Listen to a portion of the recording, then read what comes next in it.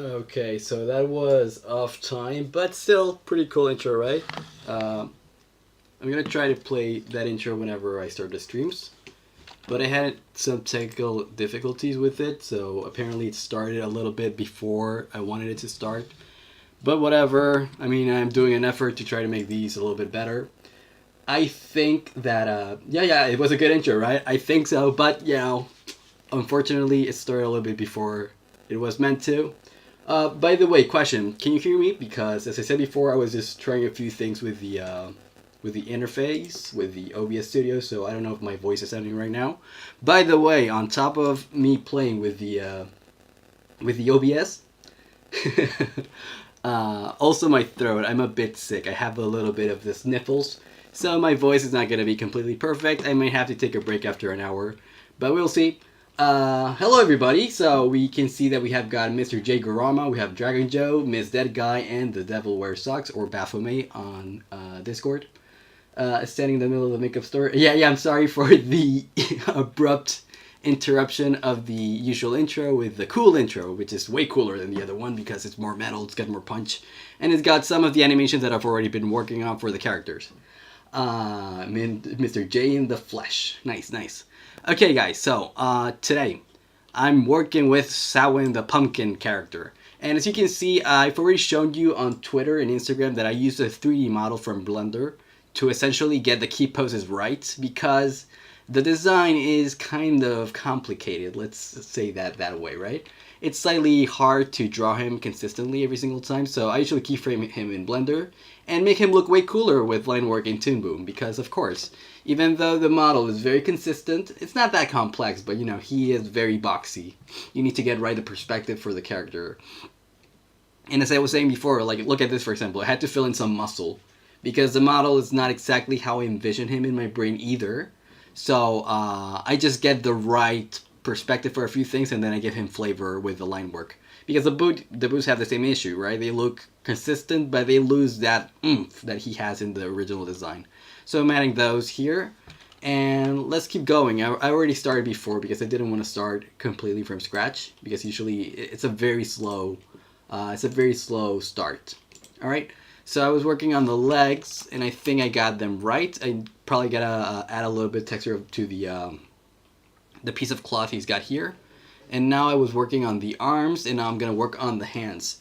Now the hands, I have an issue, and that is that the 3D model, the hands don't really work. Yeah, combine 3D, 2D, so it won't look off. No, I mean, I don't actually combine. The final product will be 100% 2D. I just use it for reference. But yeah, okay, so let's go. So originally I had this thumbnail though. Let me see if I can find the other thumbnail that I had from before. I think it's this one. So this is the original idea that I had for Samhain. He's laughing a little bit. You can see Zara. Zara's looking at him being like, oh, he's trying to make me laugh as well. And he's holding the turtle that we've seen before. I think I have the turtle here. Let's see if we can find the turtle. Yeah. He's got a vine there, and he's holding the legendary Torment the Tortoise. Let me see. See, he's holding the turtle. He looks like Homunculus right there, actually. But, we'll see. So, let's forget about the turtle. Let's forget about the vine. Let's even forget about Zara, but she's far away, so she wouldn't be an issue. And let's forget about the original thumbnail. Let's start drawing the hands. So, let's go with hand left. I'm going to add one single peg for every single thing. Since I'm not doing rig puppets, I just need to move the entire character around. Okay. So what about you guys? How have you been doing? Have you been doing great? I hope you have. Let's see. What was the last time I did one of these streams? It was like a week ago, right? So this would be arm right. So this would be hand right. Okay, let's go. So these streams have been getting more and more fun as time has gone by since I get more listeners joining in. And we've been actually talking a lot with Drew, with Miss Dead Guy, Mr. Skin, the whole crowd. And I hope today we can have fun as well. Although today will be a more stressful day because I think I said it before. I have a way harder time drawing this character in particular. Because of what I said before. Like, his design is kind of hard for me. I think that somebody else might be faster at drawing him or getting the poses right. but I still have an issue with him. Same thing happens with Freya since her armor has a few moving pieces. And usually I relax more when I'm drawing either Calavera, Zara, or Homunculus. But you know, I gotta practice the hard characters as well. So one day I'm able to draw them no issue. So here I think I want to maybe something like this. Maybe I want to turn it a little bit more sideways. Because this was just the original idea for the 3D model. I don't know if this is the right position for the hand. I think it would be more like this. Also, I'm using Harmony 2022, and I don't love it because it has some issues that I didn't have before. Jesus Christ. Okay, let's see something like this. Fingers. I think I should have made Samhain a 4-finger character. Would have been easier, but he's already a 5-finger character, so I can't go back on that decision right now. It's gonna be a 5-finger character as everybody else. People are saying stuff. Mr. J says, been working, picking up extra shifts to balance out with the rents, payments. Yeah, that's hard. By the way, I am unemployed right now. I do not have a job, meaning that I am a full-time animator, even if it's just going to be for a couple weeks. But it's the first time I've had so much free time to just animate. And I think I'm going to try to make the most out of it. But I'm going to go back to work very soon. Probably in the middle of March or maybe the end of February if things go well. Well, quote unquote. I'd rather just animate, but whatever. But yeah, you got to work. You got to work, man. The Devil Wears Socks says, I have been, this break from work has been well needed. I've had time to draw and got to work on a commission. Commissions are great. Good news, Baphomet. I love that you're getting commissions again. Or, I don't know if you stopped, but I know you get a lot of commissions sometimes. And you know, that's really good work. It makes you practice more your art, and it's fun. It's always fun to work on commissions. Like, you're making somebody happy with your art. That's always a good thing. Been reading. What have you been reading? I just bought myself a book. Game of Thrones, the first book, A Song of Ice and Fire. I hope it's as good as people say. People say that it's amazing, but I don't know. It might suck. I'm kidding. It's probably really good. I watched a TV show from HBO, and the ending was pretty underwhelming. It wasn't terrible, just underwhelming. I was reading the book just in case that maybe George R.R. Martin could finish the story, and I could read the better ending, but I don't know. Maybe it will be bad, or maybe I won't be even able to read the whole thing. I'm a slow reader. It's true, man. I'm also about to make some chicken nuggets because of researching a horror stream. Needs to have a feast. Yeah, we always need feast whenever we're watching these horrible monsters and their stupid actions. You're right. I agree with her. You need sacrifice. You need to eat something that used to be alive. I'm sorry if you're vegan, but it's the way we do things. Especially if you're a cucumber like Samhain. Samhain doesn't mind eating live creatures. I'm just kidding. Eat whatever you have to eat. It's all good. But yeah. Honestly, these characters are worthy of a feast. But also people saying, I keep telling myself to spend more time reading instead of gaming. I never game. That's one thing that I'm lucky, that I'm not addicted to video games, because if I was, maybe I wouldn't be able to animate at all. What I am, though, is, it's not addicted to, but it is kind of sickening, that I constantly need to have, like, I need to have input in my brain. You know what I mean? Like, this is something that happens to us people who were raised on the internet, is that we got used to having content poured into our brains 24/7. So right now I'm animating and I'm talking to you guys, so I'm chill. But even if I'm animating by myself, I always need to have either a podcast, I need to have a TV show, a movie, or at the very least, music. But music is the one that really doesn't do the trick ever. Sometimes I listen to music and podcasts at the same time, which is crazy, right? And I think that is kind of an addiction. Also, I don't think I'm special because of it. I feel like that's the thing that our generations are suffering a lot. And it's a thing that I particularly am suffering because, I don't know, like, I'm so used to getting input in my brain all the time. That's my addiction. But not gaming, though. Like, I was lucky that I avoided the gaming addiction. Or not addiction, but, you know, like, wanting to play games even at all. I don't like playing at all. It bores me. But, yeah. No, games are okay, though. I'm not saying that playing games makes you an addict. Not necessarily. But I'm just saying that I feel lucky that I don't even play at all. because I need all my time to make animation. Like, these things take hours. Yesterday I made a Zara animation that she literally just moves from like one position to the next one. She's barely just moving a hand, she's just laughing a little bit, chuckling, and it took me literally like 20 hours to finish the whole thing. Because of the shading, you know, like I am thinking about whether or not I should shade the whole thing. I think I will though, like I'm gonna shade everything, but sometimes I watch other animators with their pilots and they don't do shading as much as I do. And I go like, yeah, maybe that would be easier. But especially since this is my first like series pilot, like I don't have to go full 100% effort, you know. But I am doing it, and nobody can stop me. So for example, this first drawing of that one is pretty legit. It's pretty good. Now shading this is gonna be kind of complicated, but that's the price you gotta pay, man. Now, I was thinking of the animation for the face. I could use a rig puppet here. I have a rig puppet of Samhain and all the characters already prepared. I don't use them because I don't like the rig puppet look that they give. But honestly, Samhain's head is so complicated that I might indulge myself in using it. So I'm going to bring the Samhain note here just in case. I don't know if I'm going to use it. You know what else I could do? I could use it as reference. That could be actually very smart. I just thought of that right now. Although I did mention it with Calavera's face the other time. See, I have a Samhain head, fully functional. You can rotate it in 3D. And when you render it, it already has the colors in it. So this could be useful right now. Maybe I won't fully use it, but I can still use it as reference. Actually, yeah, I'm probably going to use it as reference, definitely. Let me read what people are saying in the comment section. I usually read horror, psychology, a bit of sci-fi, British literature, and mystery books. Man, those are really cool genres. I read sci-fi. I think that my favorite book was The Foundation, the series. I mean, I only read the first one, though. People tell me that I should read the whole series of books, but I only read the first one. Miss That Guy says, help, I'm being dragged to a store I don't like. Oof, that's hard. But you gotta do what you gotta do. Baphomet says, I'm the same, I needed stimulation while working, even at my job. Yeah, absolutely. Right now, lucky enough that my supervisors will allow me to wear headphones and listen to music while I work. Thank God. Right, yeah. If you have some... I mean, if you're working something that you don't want to work in, I think you should be allowed to at least listen to something that is nice. Just passing by here. Hey, dude.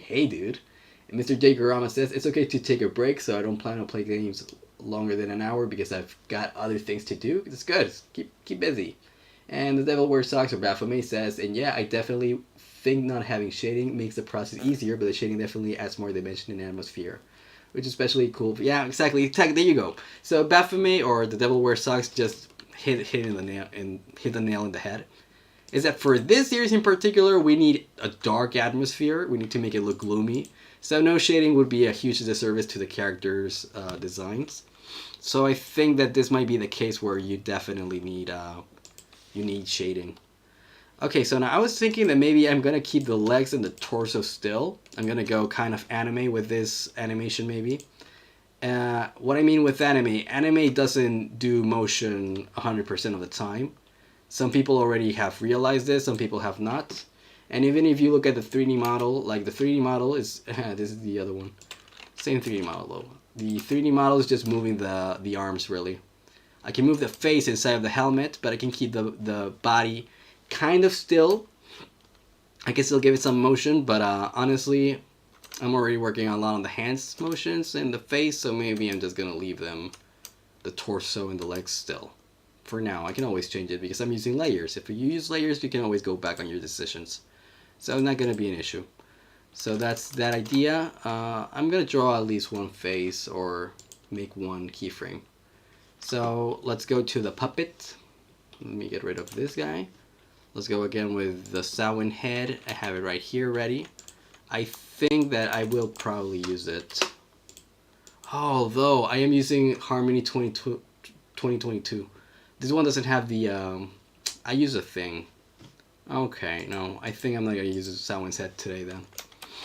Because there's a tool that I have in Harmony 20 that I don't have in 22 that's going to make it way difficult to use, so maybe I'm not going to use it at all. So, or maybe I do want to though, at least as reference. So let me get rid of these things over here. Let me get rid of these things over here. Bring this guy over here, and let's resize it. So that if that's Samhain head, I can add a peg right here to make his face a different size, so it fits the rest of the drawing. Let's see. Yeah. See, this is what I like about Harmony 22. You gotta click on the line to move an object, which is ridiculous because some objects don't have much line work. Oh, Jesus Christ, this is terrible. What a nightmare. Okay, I think I can make it 3D, and it gives you these axis arrows, which are pretty cool. Let's bring it a bit smaller. Bring it over here. I'm gonna use that only as reference. I'm not gonna use the final thing. So let's bring it all the way over here, and maybe make it a little bit bigger. And now, there you go. I think that's what he's supposed to look like. I'm gonna draw on top of that, so let's add some transparency. Transparency for this guy, and we don't have to think about it as much, right? Yep, there you go. More transparency maybe. Maybe bring it to 77 transparency. And now we can trace on the face to make it like consistent with the size, especially the size and the line work. And then, you know, just like add our own line work for everything else. What are people saying? How dark are we speaking? Not very dark, but darkish. It's like Invader Zim dark. It's like just meant to have a dark ambience, but it's not actually violent or anything. I've already said it before. Even though it kind of is intended for adults, it's not gonna be an quote-unquote adult animation. I don't know if I'm explaining myself. Like, I have nothing against Hell of a Boss, for example. I love it. I think it's a great show.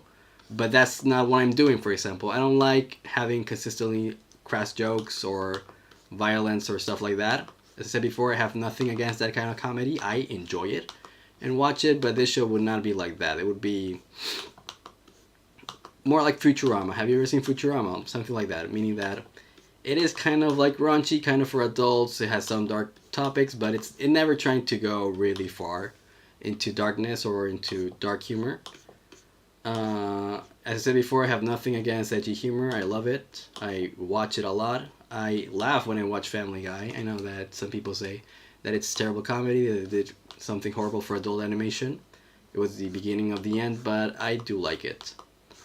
I think I'm going to focus more than anything in the plot, meaning that I want overarching themes, I want character analysis, I want stuff like that.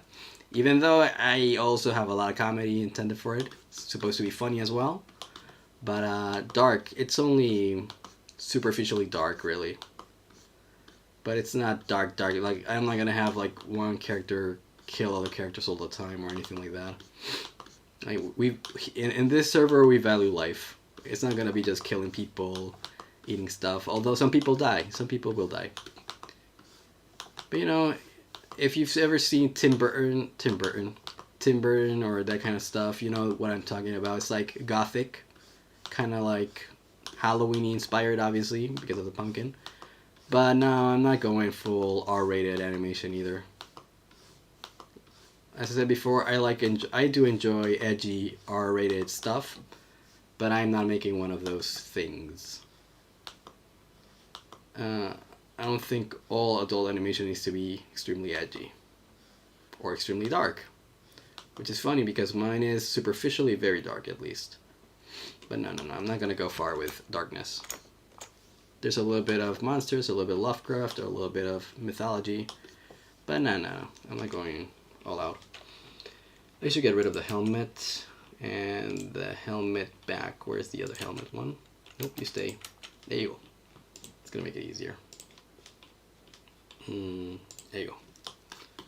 What are people saying? Lewd jokes. Yeah, no, I don't like lewd jokes either. I mean, maybe one every once in a while is okay. But no, it's not what I'm doing. What else are people saying? I think researching of horror is definitely more like a dark laughs cartoon, more like Courage. There you go. Yeah. Exactly the ones that Baphomet just said. Those are huge sources of inspiration.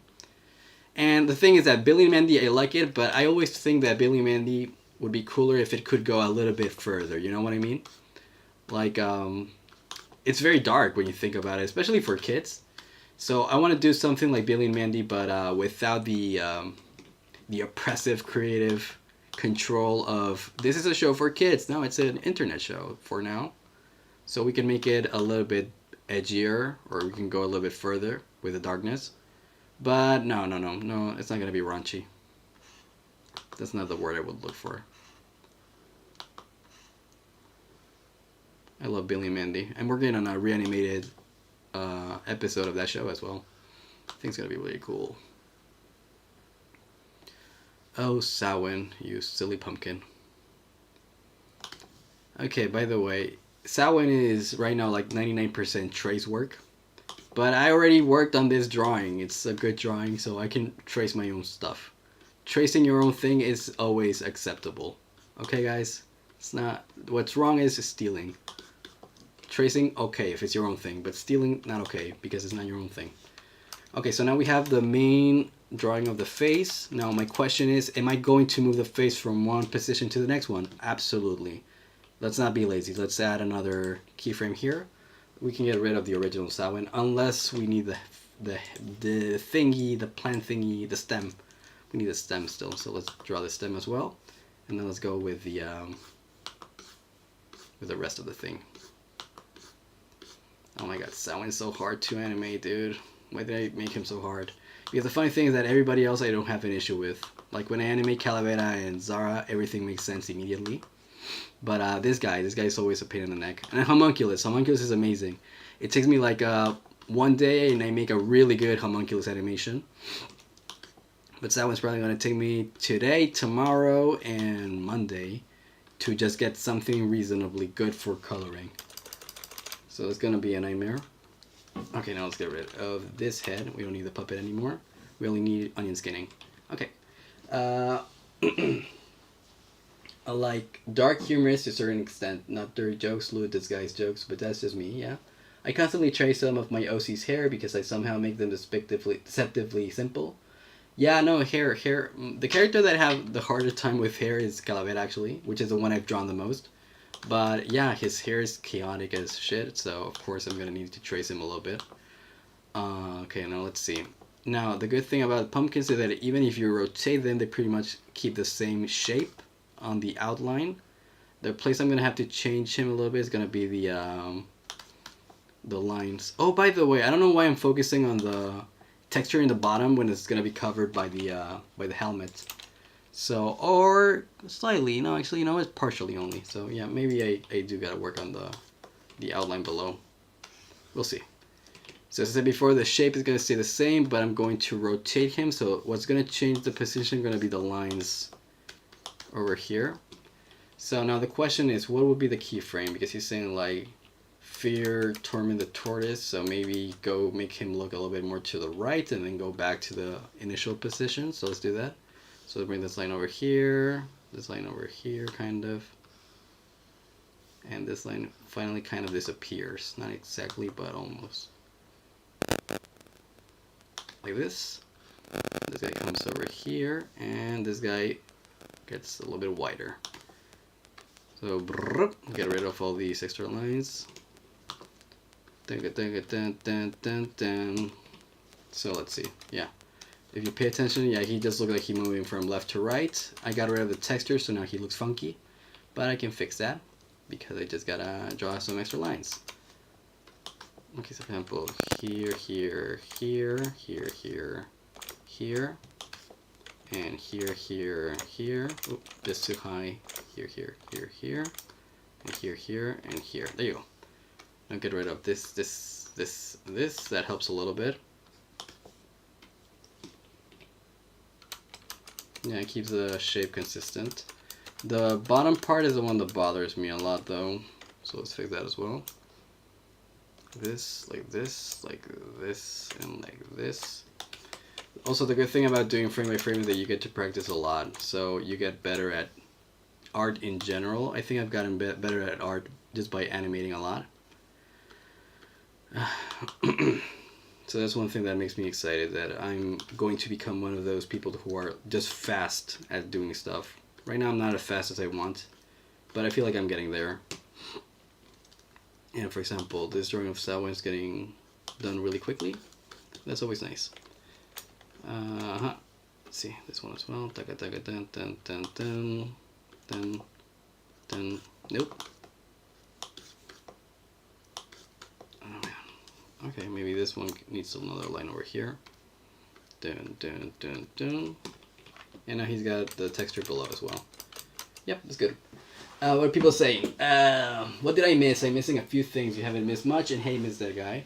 No, I was just talking about tracing your own work. If you worked hard on something before and you trace it later on, I don't think it's a bad thing. Some people say that it's cheating. I agree with them. It is cheating, but it's also like your own thing, and you can use your own tools at your command. The thing that I said that was wrong about tracing is when you trace somebody else's work. That's when it's fucked up or messed up. But no, tracing in general is fine, especially if you work in animation, because in animation things take years to produce, so not tracing in animation would be actually kind of crazy. Also, you want to keep your model consistent, so it's not beyond absurd to just trace your own characters to make them look consistent from one panel to the next one. And I think most animators agree with me. The people who disagree with me are usually people who are getting started, they feel a bit insecure of the things they do. So I don't think I've ever seen anybody who produces something that would disagree with that. I mean, some people would, I guess. Probably the Ren and Stimpy guy who said that every drawing has to be different. But for the most part, what I said kind of is just true, man. Let's see now. We're going to bring the face all the way to here. And then we're going to repeat the first shape, because I don't have a budget to make a third face. And now to make the rotation, we gotta just make a new frame in the middle, but I'm gonna do that after I'm done with all the keyframes. Bring in the robot. Let's bring in the model. Yep, there's a model, but I need it with a transparent background. And let's trace those arms. Trace those arms. What I'm doing is kind of rotoscoping, but not 100%, because rotoscoping would be frame by frame. I'm just doing keyframes. So it is not entirely rotoscoping, not really. Let's see. So for example, oh, made a mistake there. Let's see. This arm would be the right one. So now we go to the next keyframe, which would be here, and we trace it, but we also bring in the onion skin, so we make sure that we're using the same model as before. So let's bring it like this, like this, like this, like this, like this, and like this. See, this is what makes him look so cartoony. I'm just using this as reference, but the fact that I'm being so loose with my lines keeps that cool 2D aesthetic to it, which I don't want to lose. Because if I really rotoscope Samhain, he's going to look like a 3D thing, which is going to be out of place because he's the only 3D thing at all. And I don't want that. I want him to look good, but not 3D. Which could work, but I don't know. Like what Mappa is doing, basically. That you watch Mappa and all of a sudden the Titans are 3D. It's not a sin, but I don't want that for Samhain, especially if he's gonna appear constantly. I want him to look as cartoony as everybody else. Let's see, let's get rid of these lines over here. And what are people saying in the chat? I'm gonna read it. This is a cool part about the live streams. I don't know why all live streamers don't do what I'm doing right now, which is like talk to the audience. It makes it so much more fun. Let's see. People are talking. Oh my god, people are talking. Make sure you don't post it and claim that it's your original work. Obviously, that's important. This that guy's doing just fine unless you're using reference. That's a whole different story. Depends what reference as well, because if I use a picture some photographer made of like a model or something, and I use that as reference, tracing it, that would be fucked up. If you use it as reference without tracing, it's okay as long as you credit. I mean tracing your own stuff. Tracing something that you already drew. I think that's okay, always. When the Calavera plushies dropping? Good question. The plushies, it's gonna take forever. I think I need some more viewers, and I'm willing to make the sacrifice. Like, if I see that the pilot does well, like, let's say, what is a number that I'd be happy with? 10,000 views? That's an insane number, dude. It makes me so sad that 10,000 views is something that I can get with characters that are not my own. Like, if I make an Invader Zim animation, I go like, yeah, I can get 10k views here. Not easily, but I can get 10k views. But when it's my own characters, that sounds impossible. which makes me sad. I feel like I wish it could be possible or easy to say 10K. But yeah, if I got 10K viewers, I'd be like, yeah, let's make plushies because people are somewhat interested in it. And you know what? Plushies are actually also good marketing, like for the series itself. Like because if people are buying the plushies and they're posting them on Twitter, people will be like, hey, what is that plushie? I like it. And they'll be like, hey, it's actually from a show on YouTube. You should watch it. And people go, okay, let's watch it. So plushies could be good to also sell the series itself. I don't know. Because I think I was looking at a website that they make plushies that are customized, meaning that I could send them the design for Homunculus. But that process itself takes $500. And I don't think I have $500 right now to make plushies. Not right now. Maybe in the near future. But for now it sounds way too risky.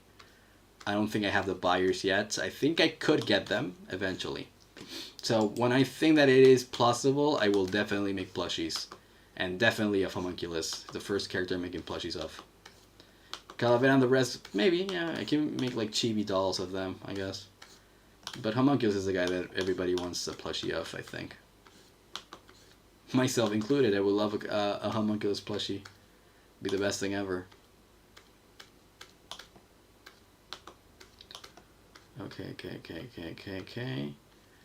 At first I was very careful with the rotoscoping, meaning that I wanted to be concise, but I realized that that's not a good way to do it.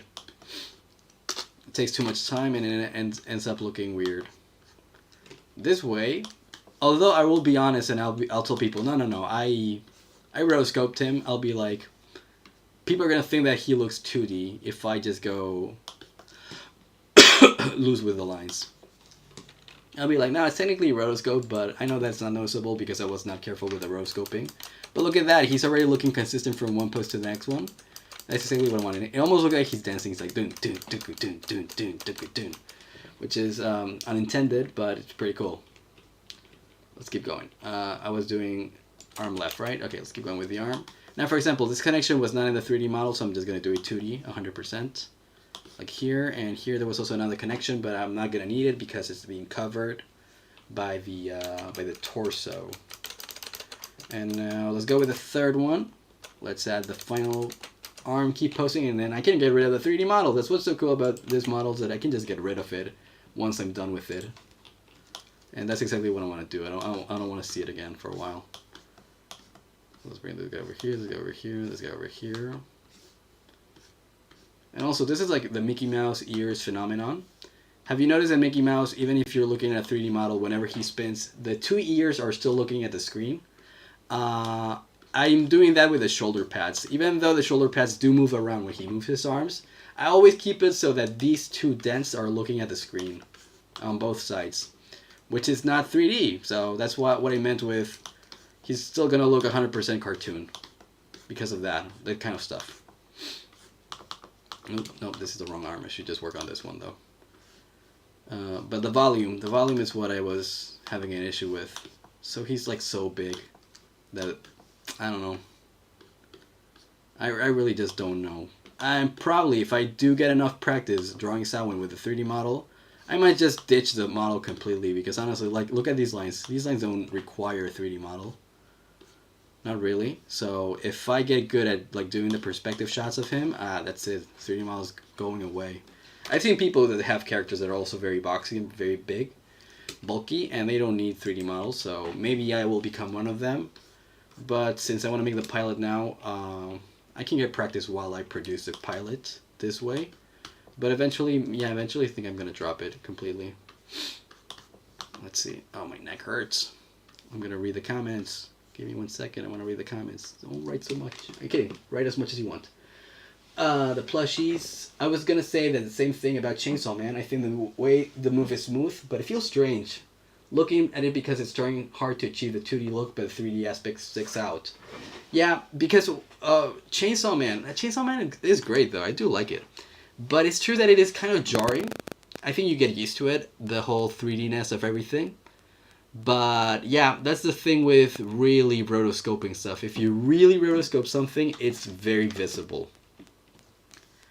and it's not always for the best. Sometimes it is, but I don't know. It's I'm kind of torn on that subject.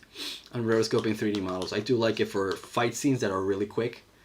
I need impressive shots, but sometimes I really think that they don't need them. I do like it though, because I love the math of the shading and the math of the motions. So no. Chainsaw Man has me ripped. I don't know if I love the 3D or I hate it sometimes. Generally speaking, I think it's very inventive either way. And I wanted to do some of that maybe at some point, but not generally. Hi Drew. Hello Mr. Drew. Oh, Drew's here? I didn't see Drew. Oh yeah, there's Drew. The way I died for Homunculus plushie, he looks so good next to Eddie Hamlock. Yes, he would.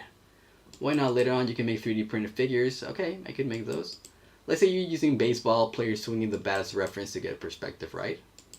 Yeah, let's say that. What happens? Homunculus plushies once. Yes, the ears just slide back and forth on his head. Yeah, Drew understands what I'm saying with Samhain's shoulder pads. Like no matter how he rotates his body, I want the two spikes to always face the camera. And I just like Mickey Mouse's ears. I am back. Hey Joe, welcome Mr. Joe. How you doing? Hope you're doing great.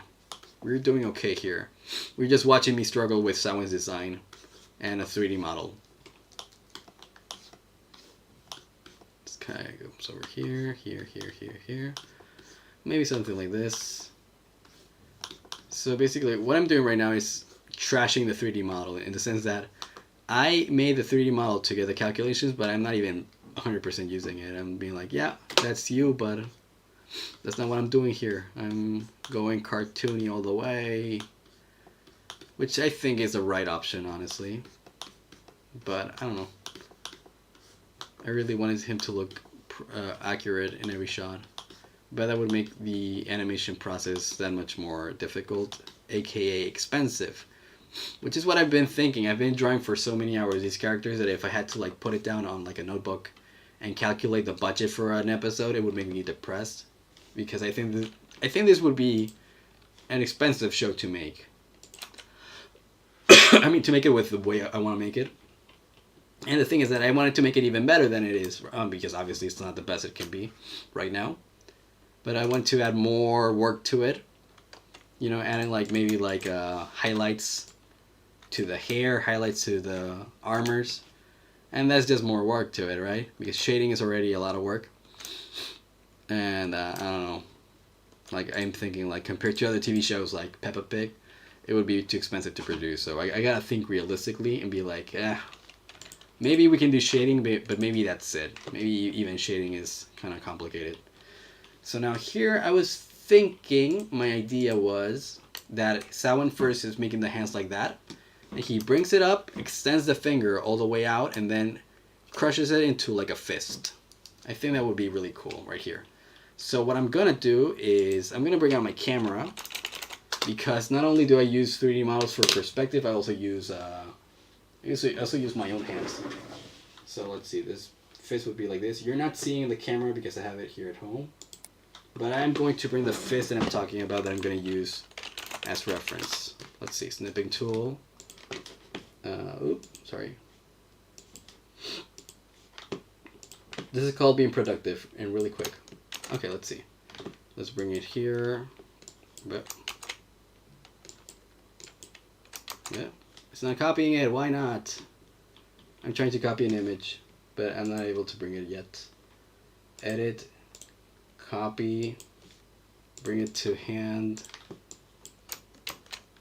Jesus, why is it not doing it? I'm on the overlay. Yeah, it doesn't want to do it. I don't know why. This wasn't an issue usually.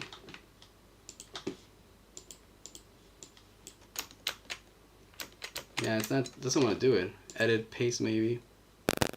Yeah, it's. Oh, I know why. Because I'm not using the brush. Yeah, there you go. Finally. So there's a hand I took a picture of right now as I was talking to you guys. And I'm just gonna put it to the side. Obviously I'm not gonna copy it because it's not the same type of hand that Samhain has. His hand is way bigger, way thicker, and first of all, more importantly, is looking the other direction. There you go. But I can just keep it here and just look at it and be like, oh, that's how a hand works, because this is the thing. I do not know how hands work. Not intuitively. If I look at one, I go like, yeah, that makes sense. So you go like one line here, or I'm going to draw it here and just move it around. There's like a thing here, maybe like a thing here. Can make it a little bit more monster-like. Actually, this finger would be like this. Yeah, there you go. Reference is amazing. It's your best friend. I can also mirror it to make sure that I get like, it's not getting skewed.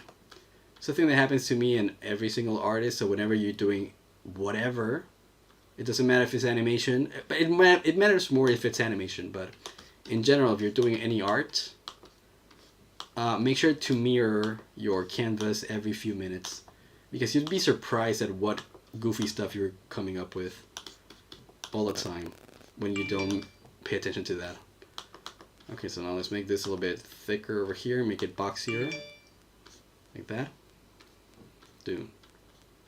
Oop. Doom. Shoot. There you go.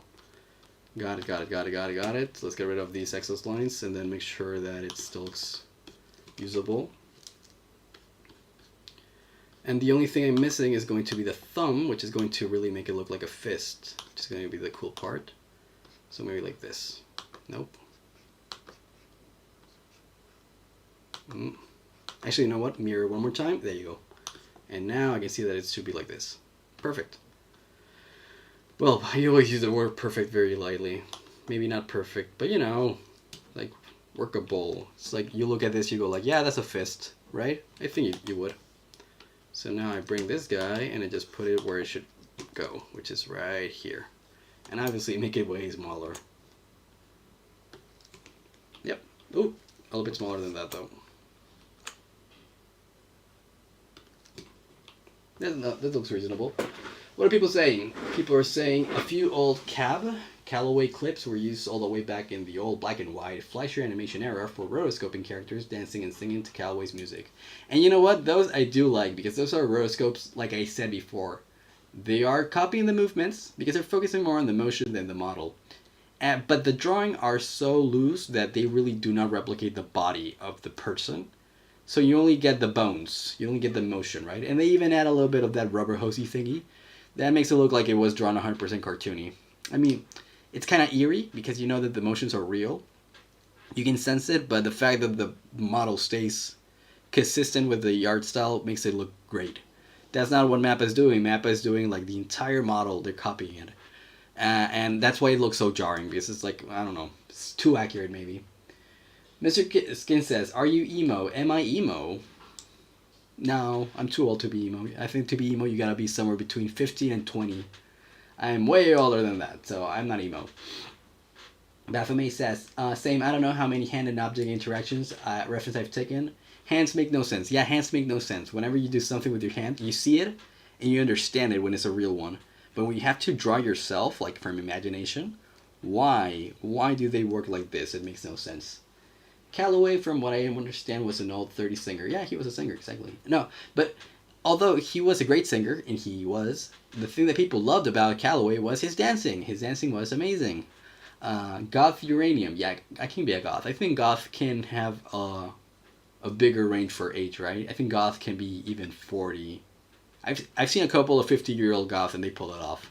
But not emos. Emos are either dead or too young. Okay, let's bring in the hand a little bit more like this. And, yep. So we got this hand here. We need another one, which is the one I said before. I was going to extend it. So let me get rid of this picture. I don't need it anymore. And let me take another one for the extension of the hand. So let's go to the camera. Let's make it like this. So it would be like this, this, this.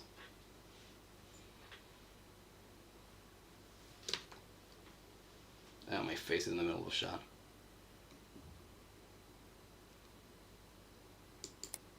I think I have it.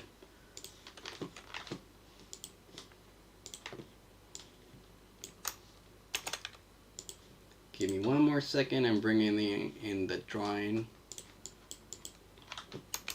There you go. With my nice curtains in the background. So this is the hand I'm going to copy now for Samhain's extended pose of the hand. This is called a breakdown, what I just did right here.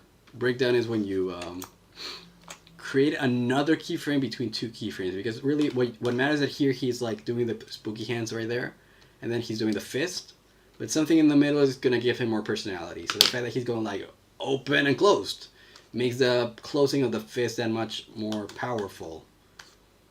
So that's what it's called, a breakdown. Also, I have a problem here, and that's that I'm using a brush. So whenever you resize brushes, the line work is going to change, so I should use a thicker line work as well. So maybe like maybe that's too thick. Something like a 2.5 would be accurate, I think. There you go.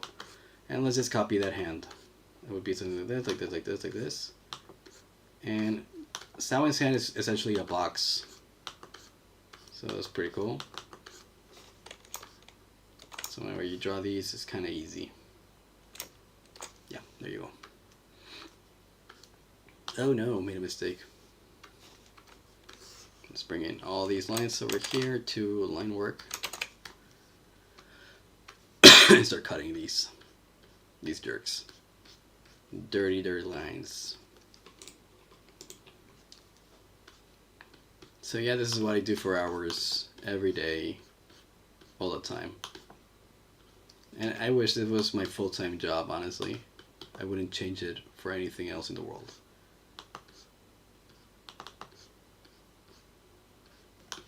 Like this.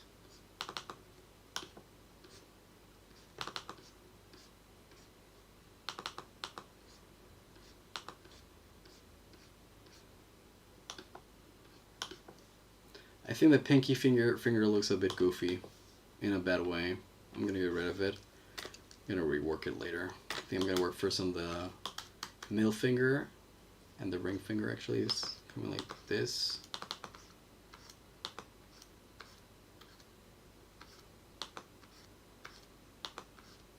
Nope, that's too thin over there. There you go. The one is kind of like in the middle of everything. And the pinky finger is gonna be hard. Let me just bam, bam, bam, bam, bam, bam. Nope. Yeah, I just changed the shape entirely. I didn't even use a reference for the finger, the pinky finger. Let's get off some of these extra lines. Let's see if it works. If it doesn't, I don't mind redrawing.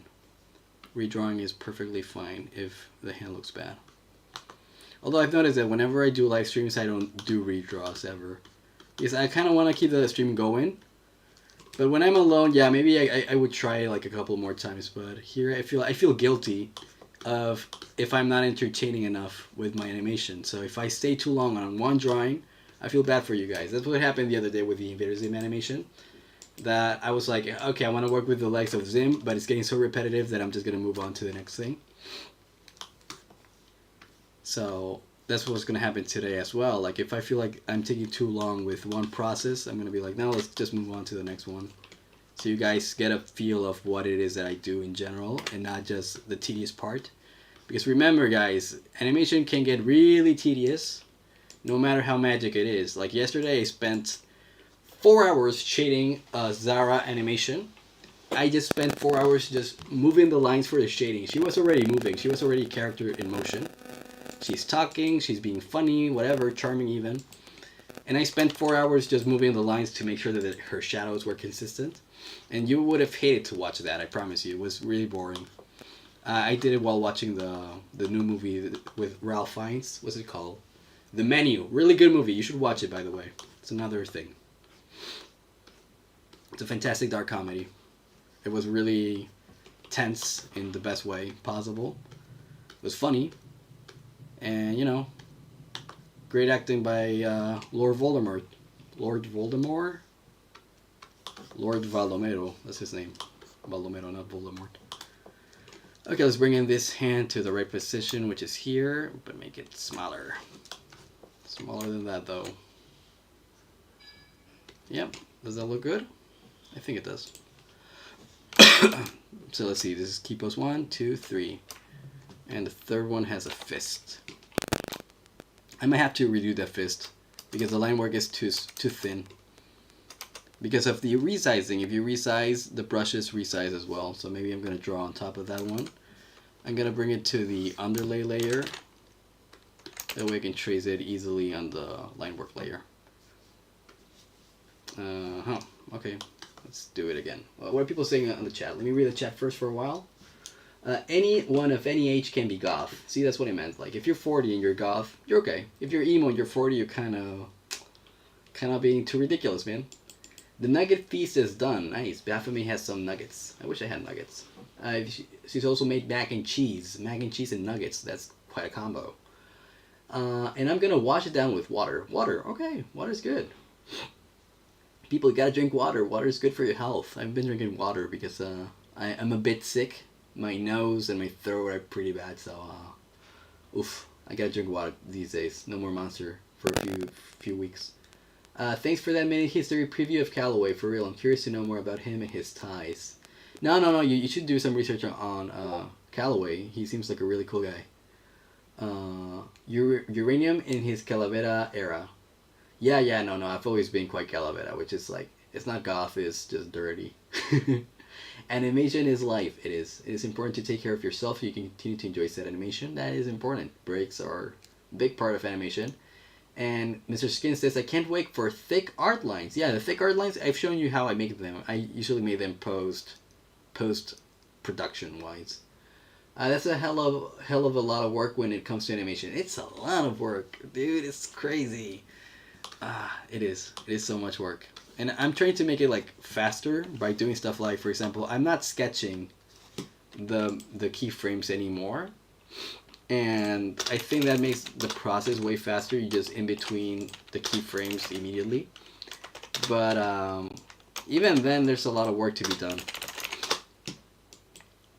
But also depends on your style. My animation is quite snappy. It's not as fluid as other people's. So that also makes it faster. But I don't know. You just gotta find a way to make your stuff faster. Because there's no shortcuts. But there's some things you can do to make the process easier. So let's do this hand over here. As I said before, I'm redoing the hand because the brushes kind of like got muddled because of the resizing. Which is something that you gotta be careful if you're using brushes that are not completely vector. These are vectors, but they're not in a couple ways. And one of them is that if you resize it, it changes the thickness or the width. So this one isn't exactly vector. Like it is, but it's not doing the things it's supposed to do if it's vector. As I get another chance to make it like a little bit more boxier. I like keeping Samhain's hands boxy. I don't even know if that's like the right adjective, but I understand myself. So I'm gonna keep saying the word boxy, boxy, boxy, boxy, boxy. Let's see. What does it look? Looks pretty good. Pretty good. Okay, so we have the hand. Let's get rid of the underlay layer then. I know I am still missing the thumb. Forgot the thumb. Important thumb, dude. Making it less boxy for the thumb.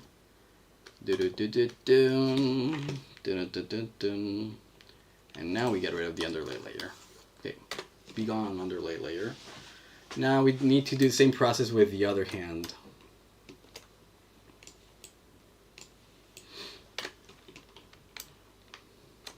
Now, keyframing is the most important thing about an animation, but the longest part is going to be the next one, which will be the in-betweening, really. Okay, now for the hands, we start with the same position as the other hand, like being scary. And then I think I'm going to go with also open hand and fist. Also open hand and fist. I'm doing the same things with the other hand as well. Let me read what people are saying. I know that feeling, and I think it's important when streaming the animation process to keep things engaging and focused. Yeah. Because when I work by myself, that's when I'm actually putting in the hours. But if I'm streaming, I gotta keep it fun or be like, oh, I wasn't expecting him to do this. But if you watch me just in between the same thing like 50 times, you're gonna be like, ugh. I don't want to watch this guy just draw the same line 50 times, that's what I did yesterday. Just drew the same line like half a millimeter to the right, half a millimeter to the left. You would hate to watch that. You'll never be as fast, but you can be smarter. Yeah, I guess.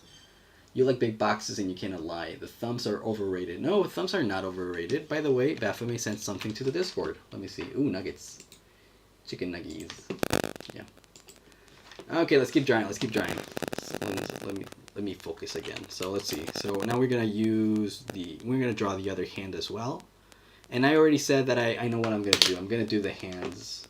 Now, for example, this hand over here has the right angle for me to do it sitting down, but this one I need to move because in this position, I'm not gonna be able to do that hand shape in my seat. So I'm gonna get up. You're not seeing it, but I'm getting up.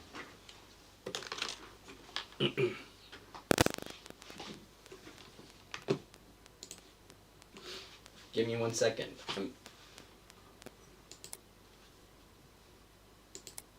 Okay. I took the pictures, so let me bring them here so you can see them.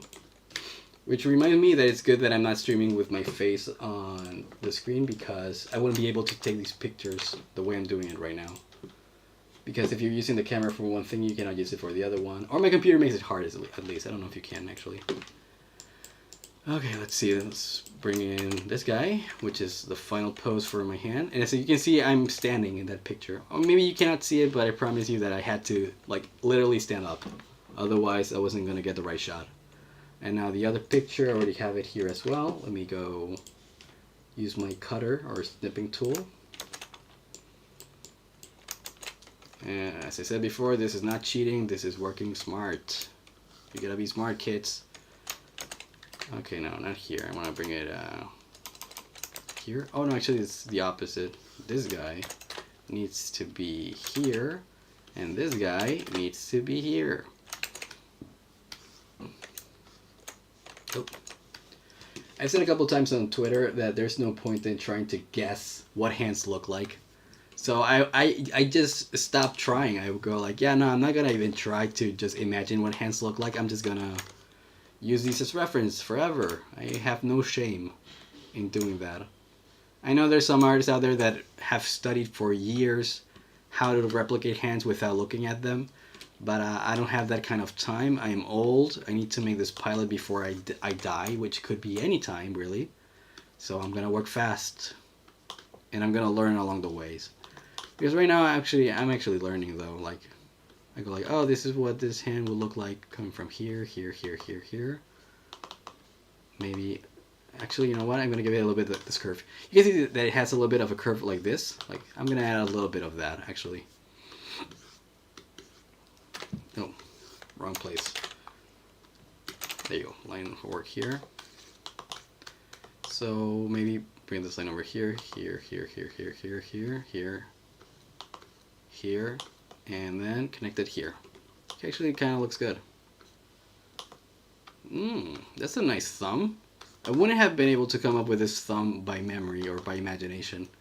So, prove that I'm right. You should always copy your pictures of hands that you take at home.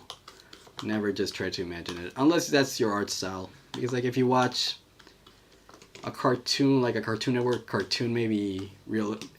These are not even realistic. That's the thing. These are not even realistic. I'm going fast. So, I don't know. I mean, that's my recommendation. You do whatever you have to. Yeah, because it's true. I'm not even making fully realistic hands. These are not fully realistic. Kind of are emulating real hands, but not really. I gotta think what to call my art style. Okay. Bum, bum, bum, bum, bum, bum, bum, bum, bum. What are people saying? I like big boxes. Thumbs are overrated. Is that the Arthur hand? Who is Arthur? I don't know who this Arthur is. But probably, yeah, it is Arthur's hand. Why not? It's canon. And here, I'm just missing the pinky finger. But maybe from this perspective, it would not be so visible. Actually, you know what? If you see here, I only have 3 fingers really showing, and one of them is on the other side. And I didn't do that here. So I'm going to keep it like here. Okay, so just boop. And this is a cool thing about the characters giving them gloves. It makes it really easy for animation because look at this line. This line here only makes my life easier because he is actually wearing a glove. So remember guys, if you give your characters gloves, it makes animation quicker or easier. And all of them have them. Like Zara has a big pair of gloves, Calavera has the same type of gloves, and Freya has the same type of gloves as Samhain, which are like fingerless ones. Which in real life are kind of pointless, but in cartoons they look pretty cool. Okay, just one more hand to go. Let's go. Let's do this one. Let's bring it over here. Same height, so I can copy it better. And now for this one, let's see. What am I going to do with this one? So it goes like a line from above to below, but it has a little bit of a curve. Not curve. It goes more here than here. You know what I mean? It's not completely 90 degrees. So let's do that as well. Let's give it a little bit of edge here. There's a finger there. The thumb does this weird thingy over here. I don't even know what to call that. And this would be the finger. Kind of. It's not perfect. But what is? Now that would be the thumb. Hey, there you go. And now the end of the hand would be here and here. Dun, dun, dun, dun, dun. Dun. And now I just need to add some lines to convince you that this is where the finger starts. And this is where something weird happens. I don't love it.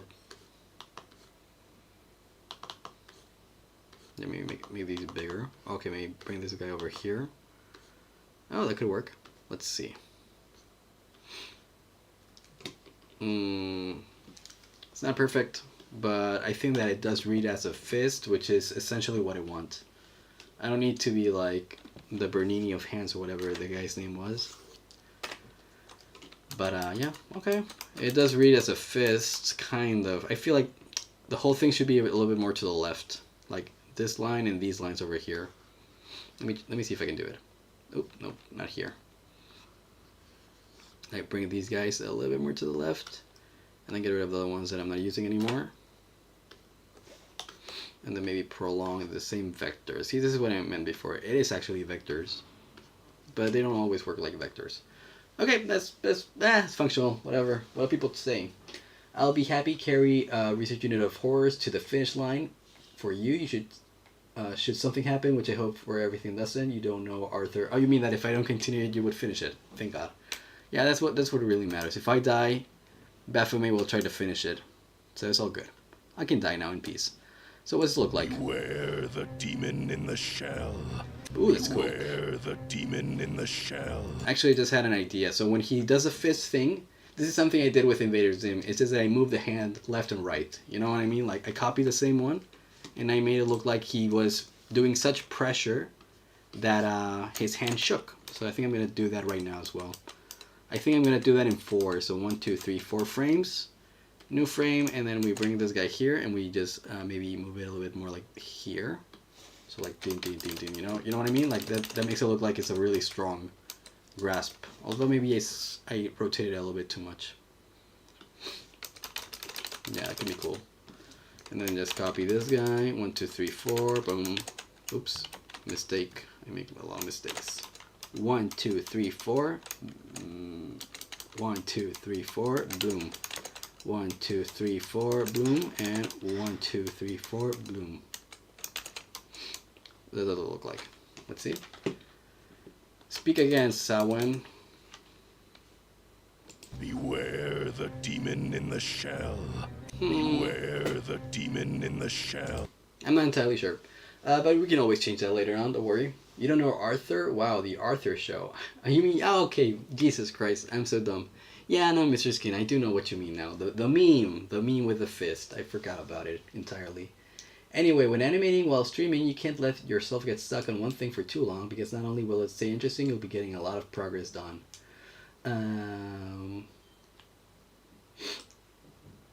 I guess. Yeah. I guess. Okay, don't worry, Drew. I'll be here for hours.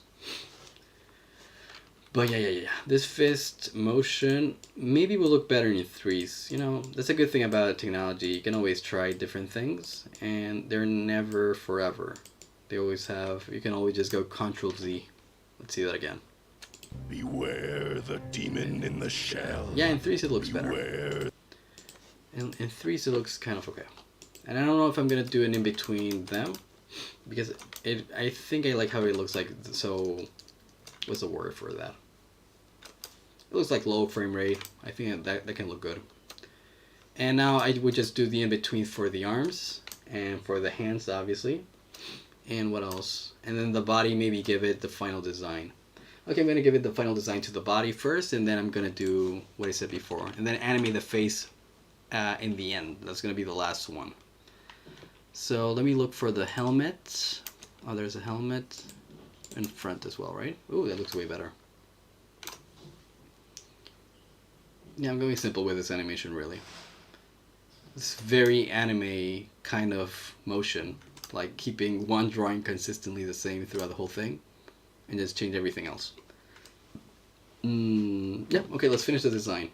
So now for the design, what I'm gonna need is one drawing of Samhain, like this one. This is the first concept art I drew of Samhain for the series, and it's got the circle in the middle, it's got these crazy lines over here. I don't have those in the 3D model, so I have always to add them myself. Also the spikes. The spikes are in the 3D model, but honestly they don't work. So I'm just gonna do them myself. And, you know, make the design look like himself. I think I could actually even bring the reference here, so I don't have to go back and forth with two different windows. And I designed him with a flail because I thought the flails looked terrifying. But then I did some research in medieval warfare, and apparently you wouldn't use a flail ever. They're not very useful in combat. And even though Samhain does enjoy being intimidating, I think that essentially he would care more about if something is functional or not, so he's not going to use a flail, not anymore. I have given him an axe because for a guy his size that can wield it, an axe would be ideal. So let's go with the design. Let's see. Circle in the middle first and foremost. And actually, you know what? I didn't even do the separation. No, yeah, I did. This line over here is already there. So let's do the circle. I'm just going to use a vector tool. Make it really thin, like a 1. And let's add it. Oh, that's not a 1. You liar. That's not a 1. This is a 1. There you go. Way better. So just add a circle here, maybe resize it a little bit so it looks a bit more accurate. Oh, I don't love Harmony 22. I prefer 20. Why did I update? I shouldn't have updated it. I don't like it. It makes such weird mistakes sometimes. Okay, now this guy goes here. Kind of. No, actually it has more like a dent. So here.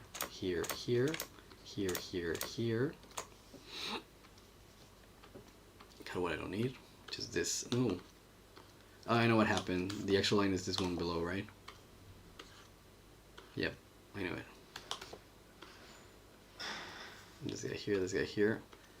Now, when this brush stretches like this, that's not usually good. I need to make it thicker. Otherwise, in the coloring process, it might get harder. There you go. Now, there's a couple triangles coming from above. So it would be like this one and this one, this one and this one.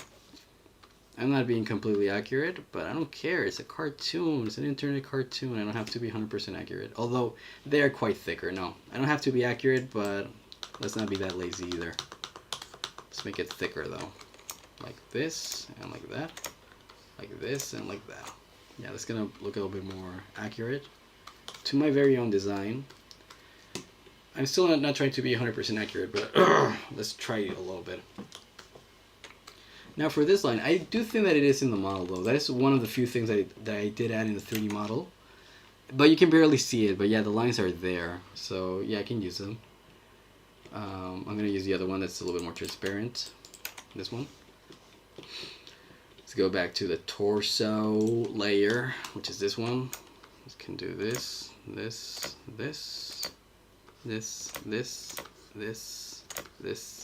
that. I don't even know what that square is meant to be for. I just know that it makes the design a little bit less stale. That's really what it does. It just makes it look less stale. And I can add a little bit of three-dimensionality to it by adding another line work like this. And like this, and like that. Oops. Let's get rid of these two. This one, and this one, and that one. And definitely this one, and definitely that one. Okay, a little bit better. What people say. The kind of characterization is super cool, having the character's personality influence the choice of weapon. Specifically, sound is a super cool thing to know. Yeah. No, I mean, the weapons. They use weapons that make sense for each one of them. Zara does not use weapons. She only uses her fists. That's why I always pay focus on the hands. I think hands are a big thing for Zara. Like the way she would just smash your face in with her own fists instead of using magic in long distance. The reason why Zara uses magic in close distances instead of long distance is because of she's missing an eye. She doesn't handle perception very well, especially like in distance. So even though she has powers that would make sense for her to fight from the distance, she's actually way better at things being close to her. So she doesn't have great ability with long distance fight. She actually has to fight close, and she's very good at it. So she uses her fists. Samhain uses the axe, which is a little bit more useful than the flail. The flail is very intimidating, but it's not very practical. Freya uses just a sword because she's a classical fighter, and Calaveras a coward, so he has to fight distance because he's not able to stand next to you very close and fight. He's weak. He is cowardly, as I said before, so he needs and he's very creative. He's like, how can I fight without being strong? He just comes up with a weapon that we'll see how it works, but it mostly uses chemicals. Some of them can kill you, some of them can't, or won't. So, yeah, each one of their fighting styles makes sense for them and their personalities. Do you play video games? Are you asking me if I play video games? I don't, not usually. Sometimes I'll play, like, Cut the Rope on my phone. If I get, like, nostalgic. Because those games I used to play them when I was way younger. Also, revert your program if you can. I personally used to keep my old program of the old version. Yeah, I will. It's just that I was trying 22 and I was seeing if I liked it, but there's a few things that are really bothering me. So maybe tomorrow I'll go back to 20. I still have it. I still can use 20. No, I always thought the hair just covered one eye. Yeah, it covers a scar on her face and a missing eye that she personally feels a little bit, what's the word, insecure about. She's a child. She's a girl. She's 19. So when you're young, or not even young, I think any person who is like has some scars on their face that are a little bit harsh and have a dark story behind them, I think some people would be hesitant to show it openly to the world. So in this series, she's mostly going to cover the eye. And if she does appear in another series, she would show the eye patch, or missing eye at least.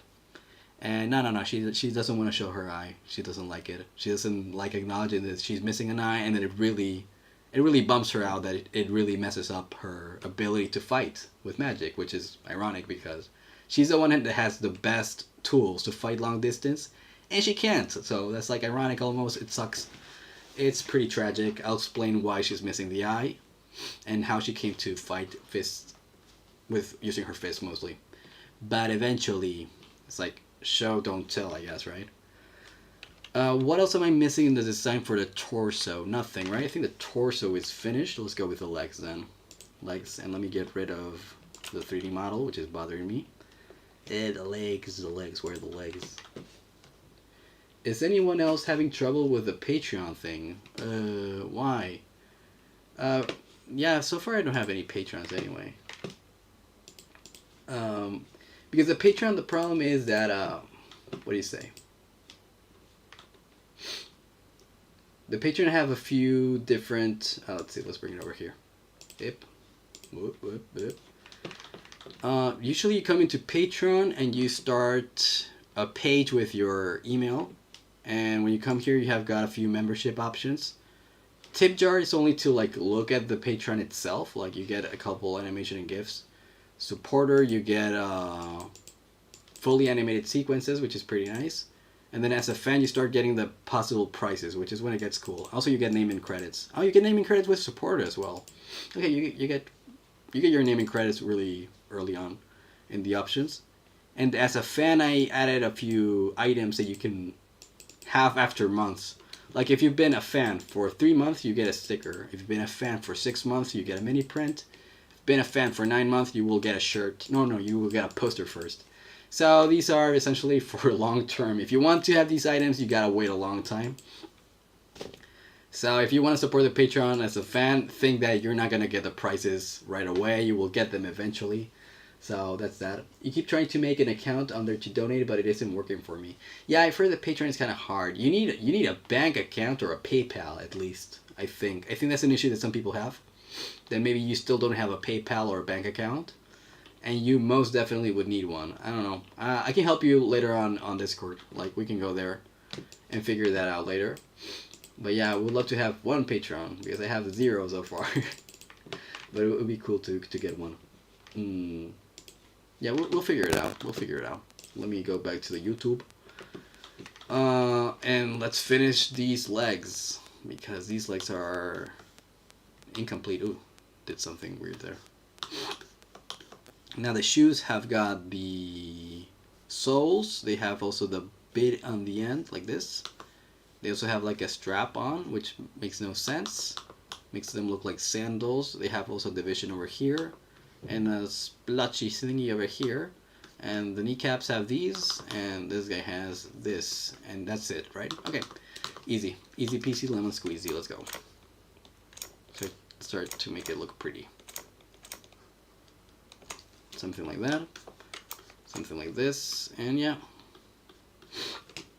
I'm having a lot of animating this pilot so far. It's making my life exciting. It's like I'm creating something. And the cool thing is that once it's done, it's done. Like I can show it to people a billion times and be like, hey, you know, I made a pilot for a TV show. Nobody liked it, but I made it. It's gonna be fun. It's gonna be a good conversation starter. Like I don't actually tell people that I animate in real life that often. Like sometimes people have to find out on their own. Because I feel self-conscious when it's real people. Like if it's internet people, I'll be like, hey, you know that I animate stuff? I'm okay. But when it's people in real life, they see me like a real person. They don't see me as an internet human, which is a different thing completely. But if it's a pilot, I feel like I will tell people about it. But if it's like an Invader Zim animation, I know a lot of people that don't even know what Invader Zim is. So showing them that, it's like, I have to explain to them, first of all, what the show is, what it means to people, why people would watch it at all. And it takes too much time, so I don't tell people that I am an animator usually. It's hard to explain what I do, really. But if it's a pilot, people understand what a pilot is. They go like, oh, it's your own thing. You're making your own thing. You want to sell it to a channel or to a network. I understand that now. And I'm like, yep. So that's going to be one of the cool things about having a pilot finished and done. Yep, something like that. Boop. Also, that's the other thing. Like, I'm going to try to get funded first, like by Kickstarter or Patreon even. And if that doesn't work, I'm going to networks or something, I guess, right? Like, somebody's going to want to buy it. I don't know, maybe nobody will want to buy it. That's another possibility that I'm willing to accept. I've already made my peace with that possibility. I don't think it will happen, but it could. That the project doesn't get funded, it just stays there in my YouTube channel as a relic of the past. I'm also okay with that option. I'm okay with whatever happens. But as I said before, I want to show it to people. I want to show it to my friends, to my family, to people I will work with, because I'm going to work with a different set of people now since I've changed my jobs and locations. But yeah. That's why I'm excited to finish this thing, even though it's going to take me probably 3 more months. I want to make it faster, but I think it's going to take 3 more months at the very least. Let's see. What about the shoes? They go up and down and up and down. Okay, they go like up and down and up and down. Perfect. Let's see. What are people saying in the chat? Let me read it. Up and down and up and down. Nope. Up and down and up and down. A little bit better. I really want to get on your Patreon for a long time, but I don't have PayPal yet. Yeah, if you don't have PayPal or a bank account, you cannot go on Patreon. Nobody liked it, but I made it. What do you mean? I'll be supporting this thing until I die. I hope so. Uranium Core will never flop. Long live Uranium Core. Yes, exactly. Long live Uranium Core. Because that's the thing. I don't give up. Even if I don't get funded, I don't give up. I will make another thing. I'll be like, okay, people didn't love it, so I gotta think of a different idea now. Or make it better, you know, because if I make it the same thing better, people might like it a second time as well. Because this is technically the second time I'm making Calavera, because there was a first Calavera, which was kind of like in the middle of... It's an interesting character. The animation is kind of charming, but it's not completely there. Now this one, the animation is like way better. The concept is better because it's an ensemble cast. It's got like a different set of characters that are all interesting and cute. So I think that this second iteration of Calavera is better. And I think that it has a better chance at being popular and getting funded. But maybe it's not the second try, maybe it's a third try. When I make Calavera a TV show like Family Guy. Or like, you know, like those lame Netflix adult shows. Gonna make it raunchy. That would be the worst character assassination possible. But you never know. Let's see. Arm right. This guy over here. Now we gotta do the design for the arms. For the arms, gonna be harder because they move around, but whatever. Okay, so now let's bring this guy over here. This guy over here. This guy over here. Actually, I'm doing one change. Here's more like a curve. I'm going more with like straight lines because if it's animated, straight lines are gonna be easier. So, whoops. Let's make it a little bit different. So straight lines for that, and straight lines for this guy. Let's bring it all the way from here to here. Long live straight lines, if anything. Straight lines are what really cool. Same thing for this guy, here and here.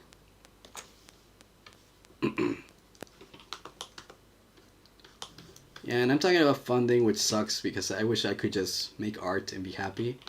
But if I'm going to make another episode that has to be better, I'm going to need funding. I'm going to need help. There's no way I'm going to make a better iteration of this series without help. So funding is the next step, and if that's not the next step, there's no next step, almost. Surely.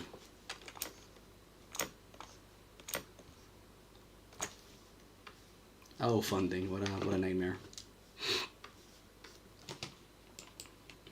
Also, this cartoon has to do well on Newgrounds. Honestly, I think that if it does well on Newgrounds, that can also make or break the pilot. If it does well on Newgrounds, I can get funding just there. And the good thing about Newgrounds is that you don't need subscribers to get views or anything. But you do need the mods to choose you to front page you, which kind of bothers me because they're so weird on the way they choose. I don't understand their method of choosing stuff, because sometimes they choose amazing stuff, sometimes they choose kind of like stuff that their friends made, which is not fair for other people. But I don't know, like if they like it, they might front page it, and if it's front page there, I get a lot of visibility. That's another one thing that could work. I don't know. Let's see. What are people saying? Redbubble can be a thing. You do too. I don't know what Redbubble is. Is that like another Patreon thingy? Because I never heard of it. Of Redbubble. I will do some research for later on. You can also tell me what it is here quickly, like a short version of the story. Because right now I'm drawing. I cannot do my research properly. And what else was I going to say? Yeah, Newgrounds. Newgrounds, it's got to do great there.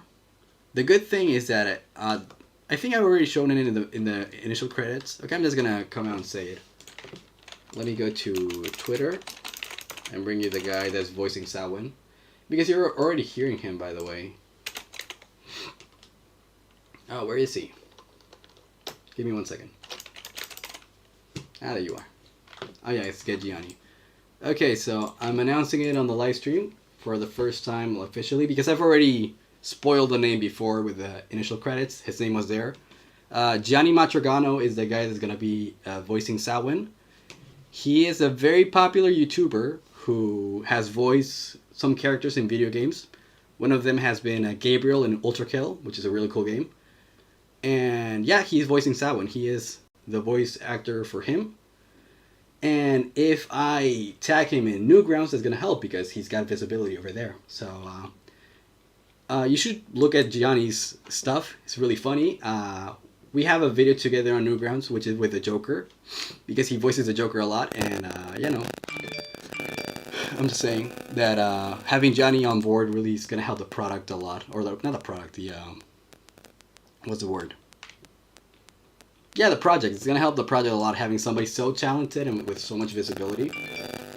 And he did a great job. He did a great job playing Samhain. And let's hear him as well right now. Let's see if you can hear his voice.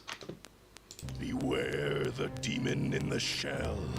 Beware the demon in the shell. And when you hear the voice, you go like, yeah, who could play that?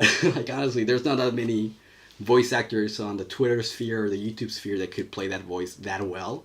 He's got a very deep voice. He can be really cool. I'm going to try to make his voice even cooler and more suave for the next iteration. But he already has the main components of a good Samhain voice. So he was amazing. And as I said before, him being in the project can give it more visibility even. And that's going to help a lot, I think. What are people saying in the chat? Hi, T. Oh, T Creeper is here. Yeah. I saw T Creeper just right now logging in. My rabbit said he loves your animations. Okay, Mr. Skim's rabbit is going to be an important viewer as well. People sell like stickers, t-shirts, cups, etc. on there. On Redbubble. Okay, yeah, then I might use Redbubble then if that's what it does. Redbubble is more like a product merchandise making. Okay, Redbubble. I will look into Redbubble then for merch. Yeah, especially if Patreon's an issue. I hope not. I really am excited for Patreon. I've seen some artists use Patreon in a very good way. One of them being Zeril. I don't know how to pronounce his name, dude. I'm so embarrassed. But yeah, he's the one guy that I Patreon. Let's go to... Oh no, you cannot see... Wait, no. I almost show you Zeril's Patreon, but technically that would be like... that would be wrong, right? Because technically you're supposed to only see the Patreon if you're paying, or you're a donor or a pledger, whatever you call that. A patron, if you're a patron on Patreon. And he's always posting updates every week of his Monkey Wrench animation. And it's really cool. Like, he's just giving us updates, essentially. And I think he has a good example of a Patreon. And I think he has like 1,000 patrons or something like that. I don't know. I don't remember. It was a huge number. But it was really... That's the kind of Patreon I would like to have. Like the one he has. One update per week. Show a lot of animation finished. And etc. Okay. I've been talking for half an hour, I think. Goodbye, T Creeper. Later. I'm going to keep animating. I forgot that I'm drawing. Okay, we got some spikes over here. It says I get excited with these things, man. And then I forget that I'm actually drawing. And I don't know. What else was I going to say? Yeah. I don't know what else to say about the whole subject. Let's get to the next frame. Bring in the onion skinning. And try to... This one's going to be hard. Because I gotta bring the same line work here, but a little bit more to the left, I think. I hope that looks good. Because the problem with the onion skin, sometimes I don't know what's happening, honestly. Okay, maybe I should just onion skin the previous one. That way it's less confusing. Yep. Okay. So here is going to move more to the right, I would say, yeah. So more like this, more like this, more like this, more like this, more like that. And this guy moves more like this, and this guy goes like this, and that. Yeah, these lines don't make sense in 3D at all. So Samhain has already gone from a 3D object to a 2D object in no time. Ooh, that is bad. This line gets so much thicker over here. That is terrible. No, that was awful.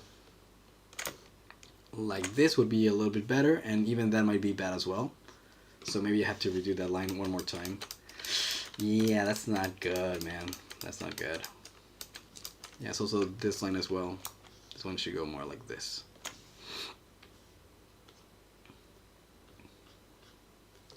Okay, this might be the good one.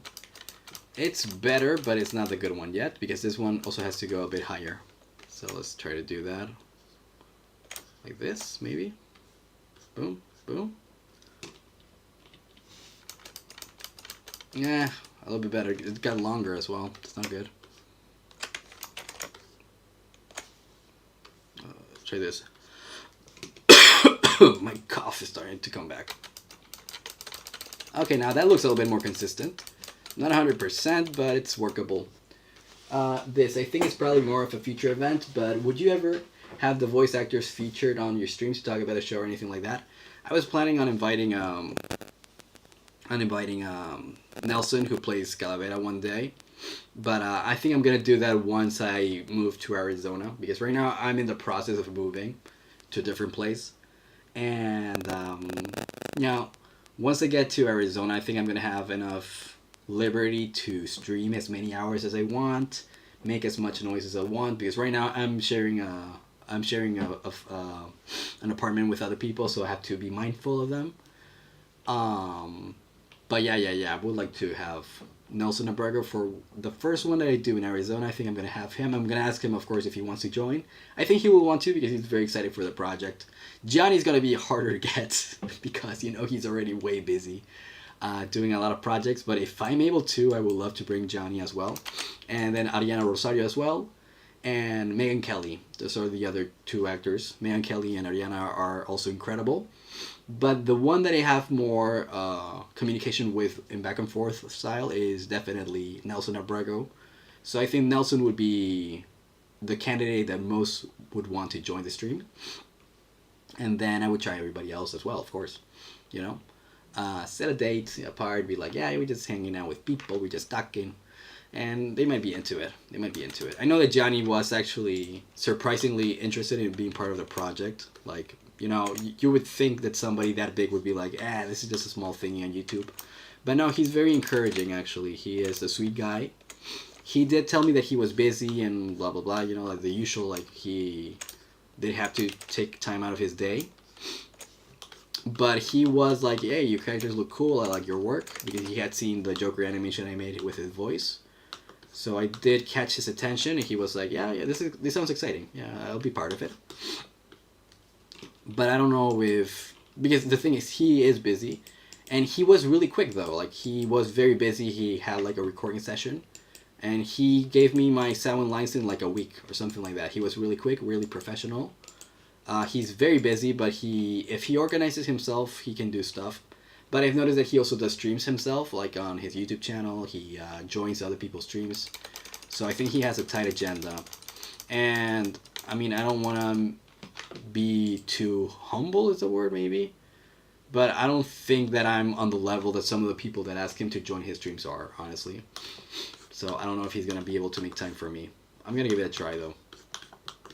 Ariana, we don't speak much, but we do have each other on Twitter. And, I think she would be into it, probably. I'm going to have to ask her. The one that definitely will is Nelson. He definitely would. I mean, of course, I have to see when he's free to do it. But I think I'll be able to have him. And in general, I wanted to have people in the streams on Discord calls. I think that will make the streams a little bit more interesting sometimes, like make it spicier. And that way I can also focus on my drawings without stopping the conversation, which is something that happens a lot when I'm only by myself. Sometimes I'm focusing too much on the drawings, and then I go like, oh, haven't spoken for like an hour. Okay, this spike right here is super messed up, so I'm gonna need to get rid of it. So let's get rid of this spike. It's not working. It's an awful spike. Also gotta rejoin these two lines over here, so then that's punishment almost for having messed it up. Yeah. Come on, join. I like doing it in one single stroke. There you go. I think I got it there. Okay, I'm gonna redo that spike. I didn't like the original one. Okay, it's gotta come way down here then. And it's also gotta be kind of like that, like this, tilted still. I think before I cut anything, I should look at the motion. See, it's sliding from one place to the other. Why? Don't slide. Can I just drag these and move it a little bit more to the right? That would be good. Also, it's kind of like too thick. So maybe I can like make it a, oh. Skew it a little bit more. Ooh, that's almost right.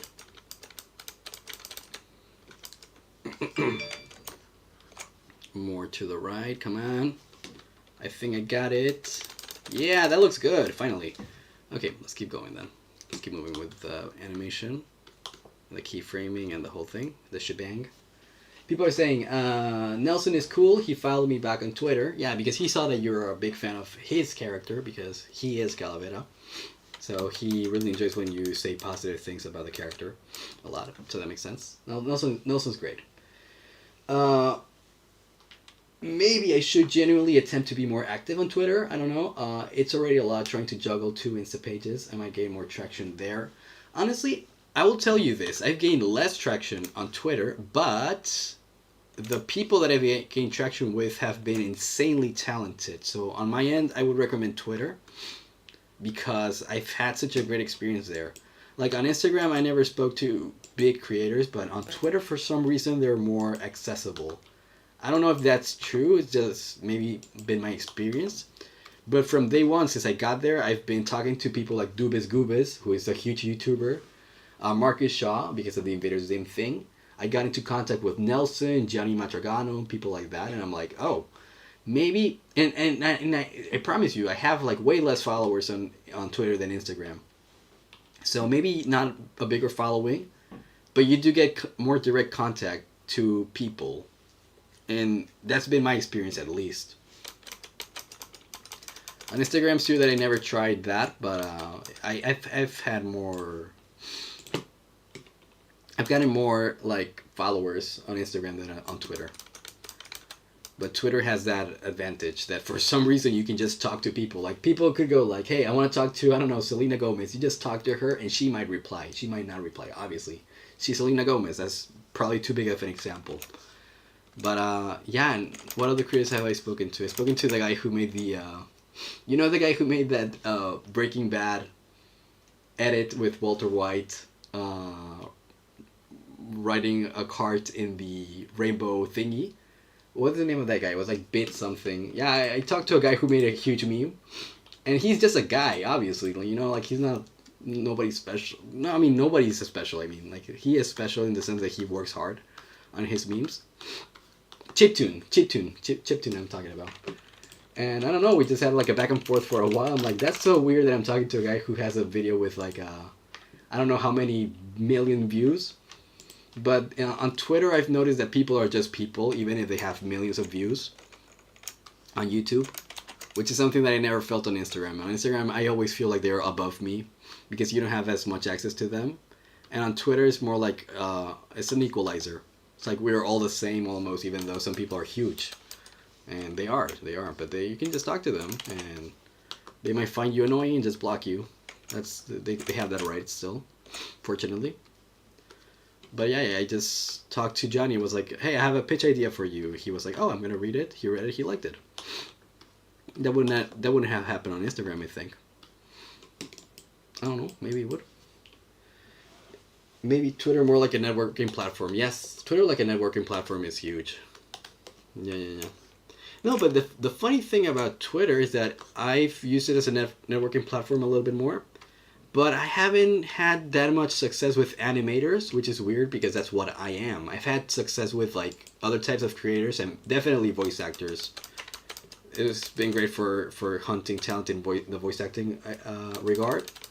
But animators, for some reason, I've never been able to meet so many there, honestly. Which is what's baffling to me. I'm trying to change that. But even today, I don't have that many animators that really engage with me. I have some animators that follow me and I follow them back, of course.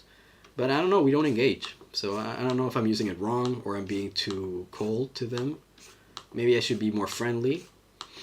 But I want to make more animator contacts. I have a few on Discord, though, animator contacts.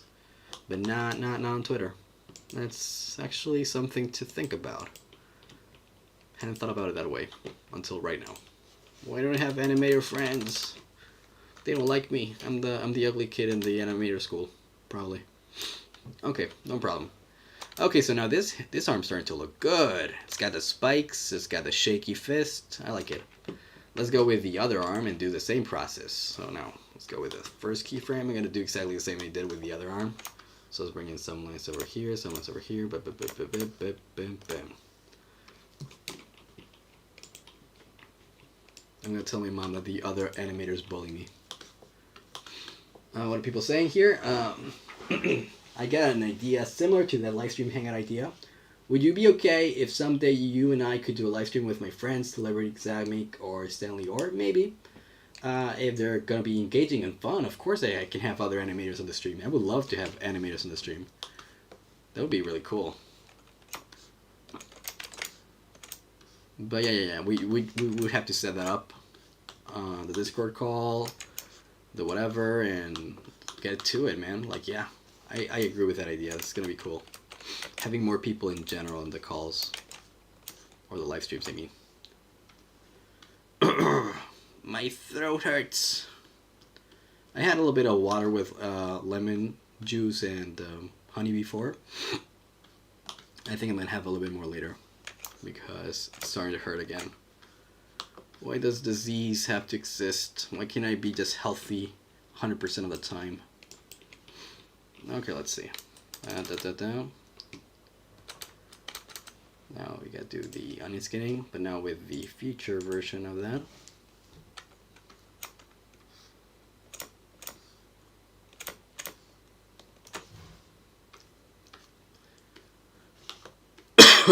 I don't like coughing into the mic. It's disgusting. Let's see. Both of them are animators on YouTube, and all four of us have Discord. Yeah, we need people with Discord, of course. I'm always offering to help do backgrounds, be a colorist, clean up work, but I haven't worked in animation before. They never take my help. I think I will take your help for backgrounds because these past few days I've been doing only animation, which makes the process obviously faster because you're doing less, but also it doesn't make you have to switch gears so much, because doing backgrounds sometimes is so different from doing animations that it really makes me, what's the word?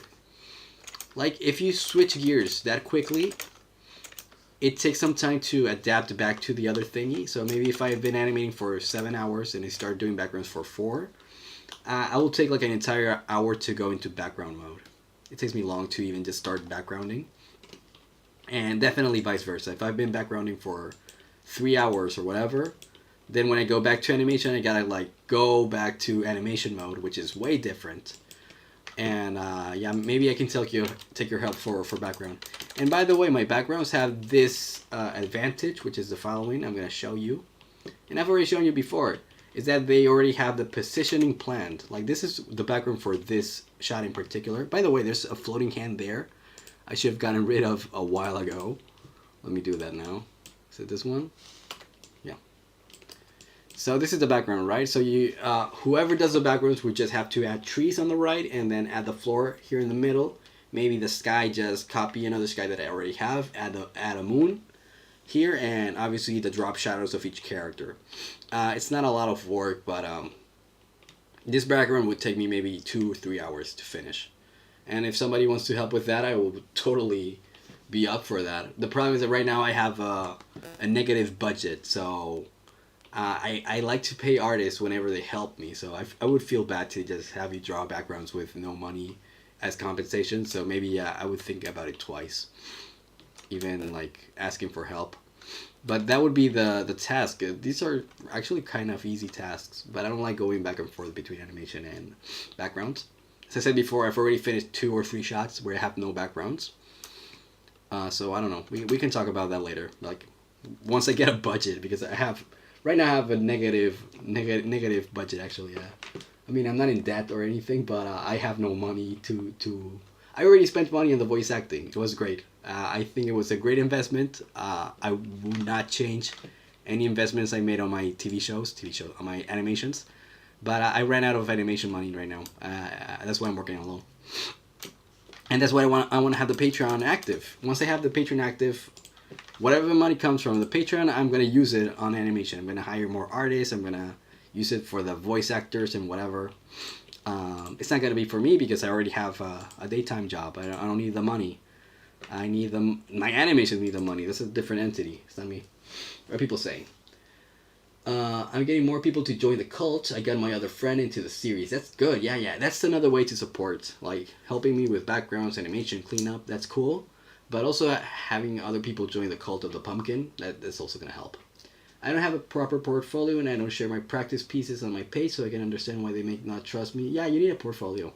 Practice, but if you're desperate for the help, take a chance on me. I think I do fairly good work. I think you do good work. When we worked on the Scott Pilgrim animation, both you, Mr. Skin, and I think you both did a great job. I mean, Mr. Skin does a great job. The problem with Mr. Skin, I've already spoken to him about it, is that the vectors I'm using here in Toon Boom make it so that the easiest way to work on the cleanup and the coloring is doing it also inside Toon Boom. And Mr. Skinny has great line work, but I already have like a very vector based system for line work, and if he drew on top of that, it would be awesome, but it would also be like 20 times more work than I would do myself because I have the software. So I would feel terrible having him spending 20 hours to do something that I could do maybe in 4 for very little to no money. So I feel terrible for that. If I had him do that, if he had the software, then yeah, I would send him all the frames again and again. He's amazing. He's really good, and so are you. You were also doing shading and coloring, and you did a great job. And the background was amazing as well. But for backgrounds, that's what I mean. Like for backgrounds, I can have somebody that doesn't have Toon Boom. But for the cleanups, it's gonna be really hard if they don't have Toon Boom. Or it's gonna be doable because people have done animation this way since ever.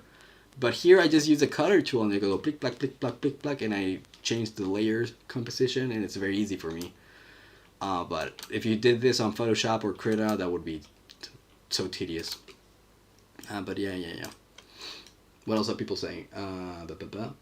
Also, a portfolio. You do need a portfolio though, like on a separate note. If you wanna be part of projects, a portfolio would always come in handy. I started making my own because maybe I like a shot to work with other people as well. But yeah, portfolios are always important. And for the backgrounds, we will talk about the backgrounds later on Discord. Don't worry. Like that's actually an interesting idea. What else? The spikes. I'm missing some of the spikes. Which are the spikes I'm missing? These ones probably. Yep, I'm missing one more frame of spikes, and then we can start in betweening. Oh my god, in betweening. It's gonna be so hard. Maybe come over here, and like this. Yeah. Okay, let me read Mr. Skin. He just said something about the pumpkin cult, and I forgot to read it out loud. Let's see. Mr. Skin says, "Why would you call your fandom? What's your fandom name? The pumpkin cult." We gotta think of a name, but it's true that I don't have a name for the fandom. I mean, maybe it's too early on for a name for the fandom, since I think we are a good team of like 12 people right now, probably. Which, trust me, I already think that's an amazing number. But I think that to have a cult, we're gonna need a few more people. Or you know what? I think that kind of stuff comes like organically. I feel like I'm not supposed to give it a name. Like if there's gonna be a fandom, the fandom's gonna name itself. So it's up to you guys and whoever comes up with it later or whatever. But it's true. It does need a name though. I agree with that. It's just that I don't think that I should be the one naming it. Like usually speaking, it's very organic the way those names come. Oh, my throat. So the other day I was walking to my job, and it got really cold all of a sudden. And they say it's not usually very cold. So basically I got surprised by a low temperature that I was not expecting. And it made me have a little bit of the sniffles yesterday, but today I woke up and I was like, oh my god, no, I'm sick. And I am. I feel sick. I don't like it. But I still gotta make this animation, because if I'm not animating, what am I doing with my life right now? As I said before, I am technically unemployed right now. I don't have a job. So I have nothing else to do. So I'm gonna power through my disease and keep trying. Oh, he looks good. Look at Samhain. He looks good already. Jesus Christ. I love it when you spend a couple hours on something, being like, oh, I just see a bunch of squiggly lines, and then all of a sudden it's an actual character moving around. It's so magical, dude. Yeah, my own animations make me excited. That's why I can work on this for so many hours, because I'm always excited to see the results. Thank God. Okay, now the head also needs an in-between or two. The arms need a couple in-betweens, and then I can go with the vine. And then with Zara, of course. What if the software can export files as Toon Boom files, like while the software itself may not be Toon Boom, it can export files compatible with Toon Boom. Toon Boom. I don't know. No. The problem with Toon Boom is this thing over here, like the node tree. This is what makes it so hard to work with other people. Or not to work with other people. This is what makes it my life easy. Like this node tree is what makes it so fast for me. What I mean is that people can help me with what I have right now, but the cleanup process is way slower the way we can do this. I mean, we can do an experiment later on if you want. So I'm not going to color this guy, for example. And we'll see. And the shading. The shading is also another problem. Let me see if I can show you something from my Patreon. Let me see. Yeah, because the problem is that, dude, like, I do need help, but some of the things that you could help me with are things that I'm going to do it faster just because of the software, not because I'm better or anything. But there's this animation of Zara that I posted on the Patreon. You shouldn't see it, but you're going to see it anyway. Come on, load up. Well, it's not loading, dude. It's pissing me off. I don't know if I have the line work over here. Probably I do. Let's see. It's Research Unit of Horrors, episodes, mini pilot, Patreon. There you go. So this is the animation I want to show you guys. So this animation is of Zara, and the line work is done in Toon Boom in a way that you already see the shading without coloring it yet. And the problem is that shading line work, you can remove it easily in Toon Boom. You can just reduce the alpha to 0 and then it would disappear, but you can still use the vector information to fill in the colors. So the shading process was easy after that, or the coloring, I would say. But then that's incompatible with other software. Like you would have to either erase the line yourself, or I don't know. Like it can be done. I know people have worked like this before, but I can do it way faster in Toon Boom because I have the tools for it. So I would feel bad if I made people work something that would be so much faster for me. Even if it's like 4 hours more for me, it would be maybe 20 for you. I would rather save your 20 hours by making me work 4 hours, because otherwise it's kind of messed up. All right, sorry for the interruption again, but these are all good questions though. Let's keep working on the pumpkin. So now I was thinking maybe doing in between for the arms, and one in between, and then just add more in between for each of them. Yeah, I'm very simple-minded. Actually, the right thing would be to in between first the hands and then the arms. Yeah, okay, that's what I'm gonna do. So let me grab the arms and make them invisible just for a second. Go away. And I'm gonna do the in-betweens for the hands. Yeah, that way I can go from here to here. Also, the torso has the reference image that I don't need anymore. I want to get rid of it. Screw. And now that's exactly what I'm going to do. I'm going to animate just the hands. Where are my hand layers? No, I should use a node tree. Head, hands, hand, R. Okay, let's go with hand right, for example, which is this one. Let's create a new drawing and start the in-between. And now this is a cool thing I can do now that I didn't know I could do before, is that I can shift and trace some of my stuff. So I could move this arm or hand here and do an in-between for that. Here. There you go. Okay, now, since it's boxy, you can use the lines of 3D space as reference easily. So for example, this one has a line that would go like this. I'm going to just use it in the overlay layer. That way I can imagine very well this line going to the position of this line over here. So I mean this line and this line. These two have an interpolated place that would go like this. So let's just do that like this. And now this line over here and this line over here would also have an interpolated position like this. So I'm just rotating a block, essentially. Now this one would go with this one. So this would be kind of like, like this. Yep, like that. And finally, this one and this one would go kind of like this. So let's see if that face of the hand looks good. We keep going. And indeed, look at that, it's rotating. It's almost rotating. Almost, not entirely. We gotta keep going to make it like fully rotated. Now this line over here would go with, this line would be somewhat like this, I think. So I'm gonna copy it here so I have it as reference. But that's not actually part of the drawing though. I should have put this in my work area. Okay, there you go. So as I said before, this line over here would be interpolated with this one over here, and it has to obviously match this one. So maybe make it like this, and this one as well, and this one here, or here, and this one here and here. Let's get rid of some of those lines. Let's see if it looks okay. Let's see. Okay, but it does gain volume over here, so we gotta add a little bit more volume by coming down here, here, and here. Yep, because it's not a perfect block. It's not a perfect cube. It's a hand, you know, like it does have cubic characteristics, but it's not entirely a cube. Okay, it's looking fine. Let's go with the mirror. That way we can change it up. And let's look at the fingers. The thumb comes from out here, meaning here, and this one goes there. So this one's kind of in the intermediate position. So this ball and this ball would be somewhere here. And like this. There. There. There. There. Oop.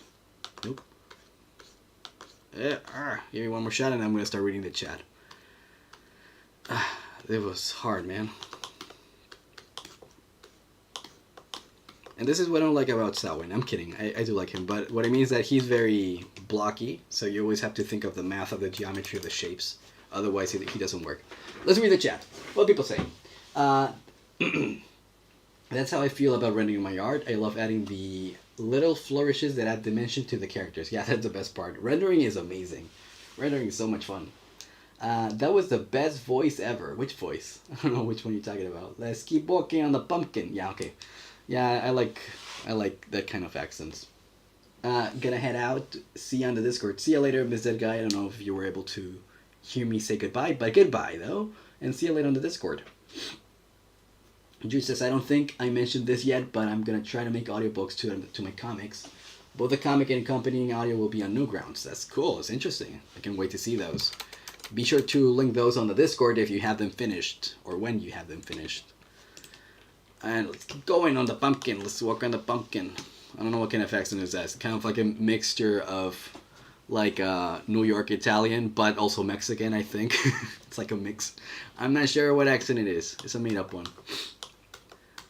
New York, Puerto Rican, maybe. Yeah.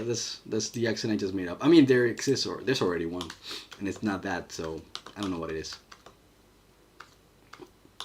It's fun. That's what it is. That's what it is. It's fun. By the way, this finger, where does it come from? So this one right here goes all the way here, so it's gotta be in the middle, kind of like here. Kind of. Ooh, this one's gonna be hard. I'm gonna get rid of the lines I don't need anymore, which are the overlay ones. Go ahead. And oh my god, I don't know how to draw that finger. I mean, I know I gotta draw this guy over here with this guy over here. The mid position would be kind of here, but I don't think I'm gonna get it right. Let's see.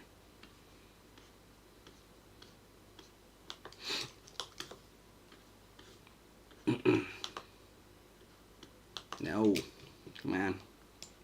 More like here. Okay, let's try it again.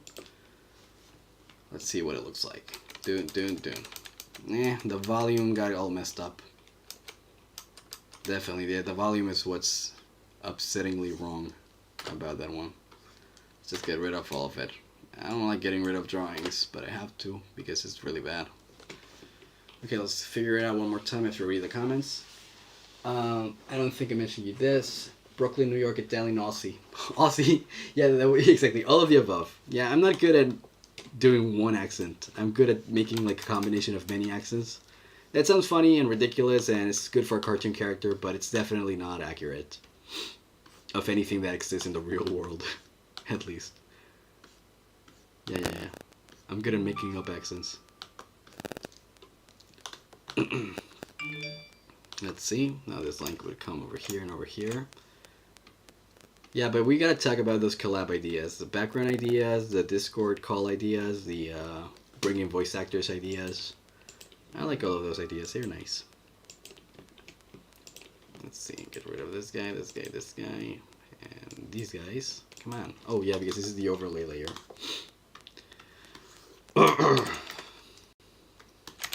And what else? Yeah, plushies. I want to make the plushies of homunculus. That's the one thing I want to make the most.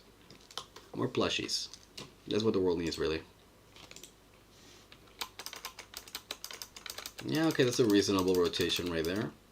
Now let's go with the pinky finger, which is all the way out, which is going to make my life a little bit easier. Although, yeah, this is a pinky finger. Right here, here, here, and here, and here. Sometimes some of these fingers are easy to make. Sometimes they're not. Pinky was easy. If it looks good. If it looks bad, then it wasn't easy. And I'm talking way ahead of time, maybe.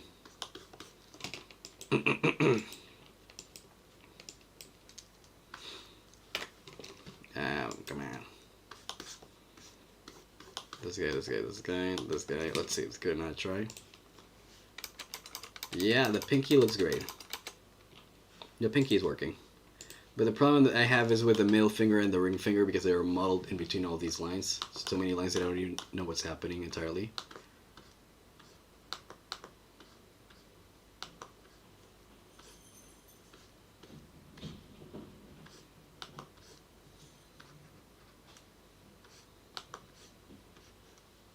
See, I don't even know what's happening. Let's see how it looks rotating. It does the job, but I feel like they're switching volumes a little bit, which is not good. But I don't have the budget to keep working on it, so I'm just going to move on. See, this is why low budget animation looks bad. Because if you're not getting paid enough money to explain the hours of work, then you just stop working on it. You just go like, let's move on to the next thing. I'm not getting paid enough. And I am not getting paid enough. You know how much I'm getting paid? I'm getting paid $0 for this work. And this is what $0 look like. And they're changing the volume. I think that they're really thin here and they get thicker and thicker, which is not entirely good. So what I could do though is amend it a little bit by making these ones thicker as well. And that way I feel less bad for what I just did before. Just make everything thicker. If it's all thicker from the first moment, then it won't be so jarring. Let's see. Thick pinky looks better. This line is incomplete, so I gotta finish it. And thicker ring finger will also be necessary. So let's bring this thing over here, and over here.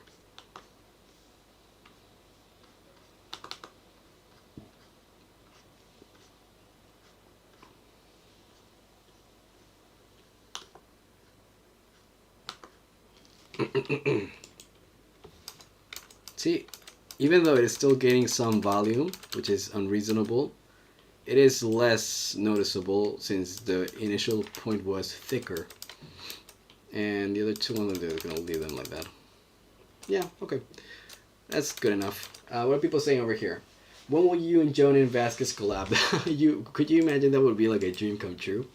I don't think that's ever going to happen. I think it's going to take me long to be popular enough to work with Jonan, I mean. John. They just call Jonan John. I'm sorry, Jonan. Even though you're not listening, of course. But I still feel bad. And what would it be? Would it be a comic or would it be like an animated series? Oh, I would love to work for Jonan, if anything. Not with Jonan, I wish. But for, I would be okay with working for. That sounds cool. Okay, now let's do the in-betweens of the in-betweens. Because this is how I roll. I always do the same thing. I do an in-between and then I do the in-between of the in-betweens. And then we have something that's quite reasonable. Okay. So now this line comes over here, the one comes over here, the one comes over here. And finally, this one comes like this and that.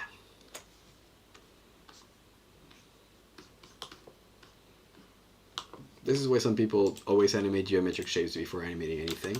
It's because it's very helpful, honestly. Looking good. Let's do this one also as well.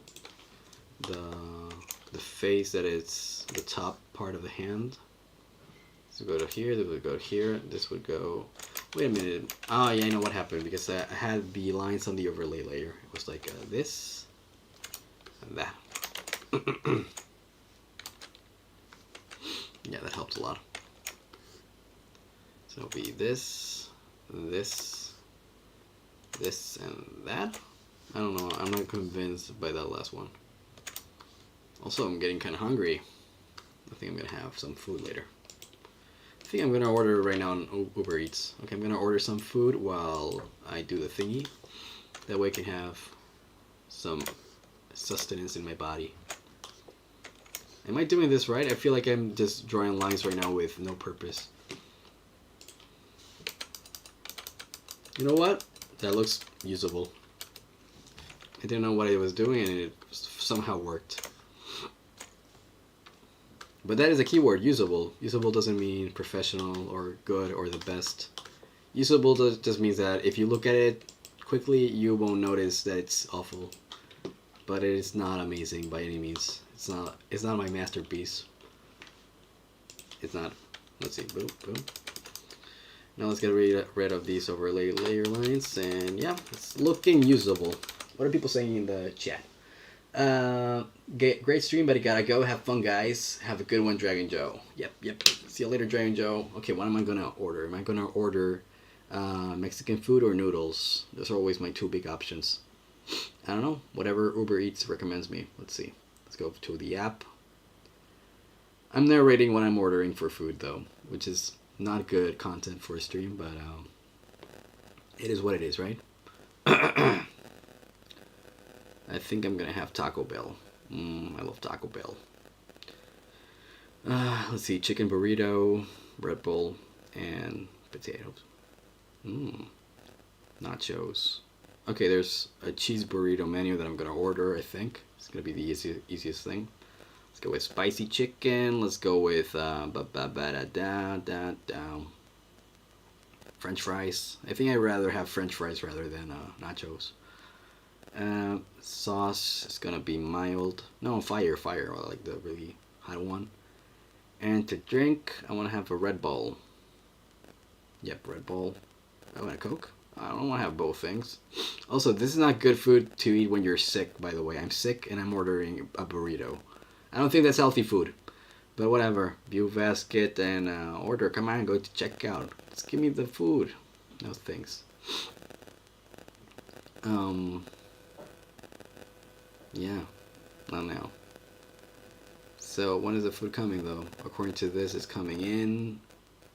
Whatever, already played the order. Let's keep drawing. I'm sorry for that interruption. Just that I got hungry. And I cannot animate it on an empty stomach. I mean, I can, but it's not good. This line comes here, this line comes here, this line comes here. Boom, boom, boom, boom. And yeah. By the way, are people still watching? I feel like I've been streaming for days now. I'm getting really used to this idea of streaming. It's a fun activity, honestly. So much so that I remember my first streams, whenever I streamed for more than like an hour, I would get very stressed and I would feel weird talking for so long. But right now it's like, yeah, no. I've spoken for 2 hours while I was drawing Samhain, and I didn't even notice it. Maybe I can make a career out of this. I can be a streamer before I'm an animator. No. That it would be weird because I want to be an animator. I want to make cartoons, not streaming. Streaming is fun though. It's more like a side thing. It's a way to keep in touch with my viewers. I'm gonna start selling bath water. I'm kidding. That's a gross reference. Man, the streaming community is weird. What are people saying? Bath is here, just also focus. I'm rendering skin. Good, good. No, that's actually another good thing I like about the fact that I'm like streaming art is that that means that you can also make your art at the same time, which is cool. Which is something that I like doing. Like everybody's working on parallel on their own stuff. Because I know that Dragon Joe, now the Drew does it every once in a while. He's like maybe watching, but he's also figuring out stuff to animate. He's working on his own thing. And I feel like that's very nice. I feel more connected to you guys that way. If I know that you're also working on your own projects. So that's another point positive for the streamingness of life. Okay, well, when are my burritos coming though? Let me look at the burrito clock. It's coming in less than an hour. Nice. Okay, it's coming very soon. You might get to hear me munching on my taco. Actually, you know what? If the burrito comes too early, I'm just gonna eat it and I'm gonna finish the stream though. I'm gonna be honest with you guys. Like, I love you, but burritos are more important, probably. I mean, I know you understand that, right? That between a man and a burrito, there's nothing they can stand. What is that? Cute Jimeno? No, go away.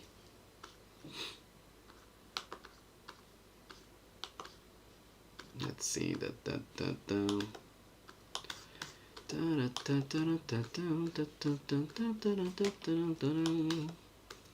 I still like the Chainsaw Man opening.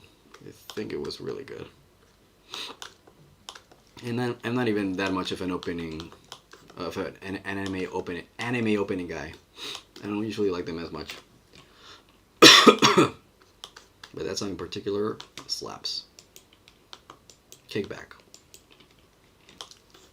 Let's see, this guy comes over here, boom, boom. This guy comes over here, boom, boom, boom. Also, I've been watching a few other guys streaming on Twitch, like how they make art. And I've noticed that I'm a little bit more talkative than the majority of them. Most of them just draw, they're storyboarding, animating, or just making art in general. And they will talk for maybe like half an hour and then just play music. Maybe I'm talking way too much. Maybe that's why my throat is so sore. Because I won't shut up. I'm like a parrot. Oh, that's why I think it would be good to have somebody else, because maybe I am way too talkative as well. Let's see. Let's bring in this guy over here. There. I don't like this fingertip. It's too angular. Angular is fine, but that is way too angular, even for my style, which is the most angular style in the world. Let's see. Oh, that's a good rotation. No. Actually, this finger is wrong, though. This one. Yeah, the one I just mentioned before. It is indeed not perfect. Let's get rid of this. Let's do it one more time. Let's make it a little bit more chubby.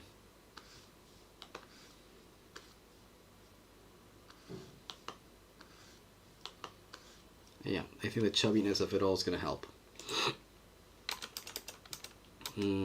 Yeah, but two displays to the right, so let's bring it a little bit more to the left. Let's see now. And the tip has to be a little bit more circular, or round, I meant. Let's give it one more try. Yeah, and there's also a bit of an angle above here that I'm missing. Although it does disappear. Yeah, I might leave it the way it is.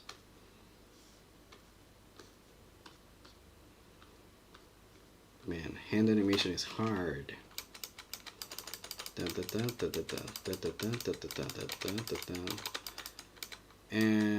I feel like this plane of the cube is appearing too quickly. Maybe I should make it a little bit more like steep. Like this.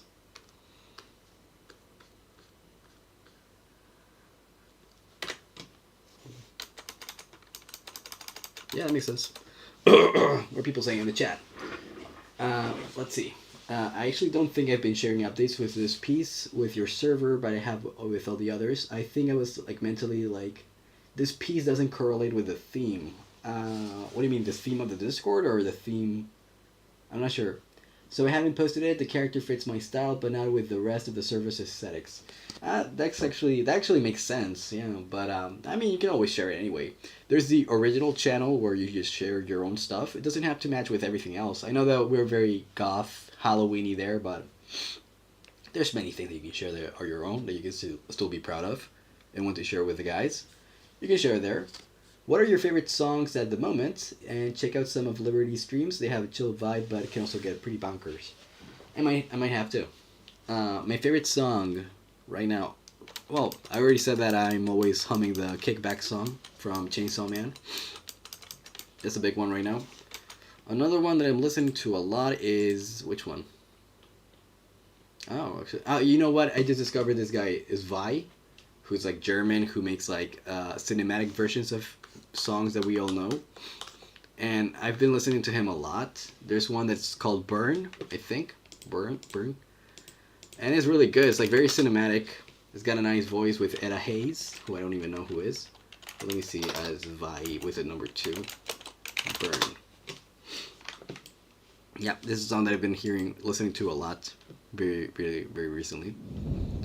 There goes Vi with a 2 instead of a Z, and then Etta Hayes, Burn. Great song. I cannot play it because of the copyright of it all. But yeah, that's one that I really like. Okay, let's keep trying. By the way, yeah. When the burrito arrives, I'm gonna end the stream because I don't think I'm that interesting to watch while I'm eating. I mean, it's not uninteresting, but that will be the end of the stream. Also, I'm getting tired and I'm sick. I need to regain my strength by drinking plenty of water, maybe taking a nap even. I don't even like naps, but if you're sick, you should, I think. Taking a siesta. Let's see. I think I'm going to start with a thumb. Thumb is the hardest one to get right, so maybe I should start there. It's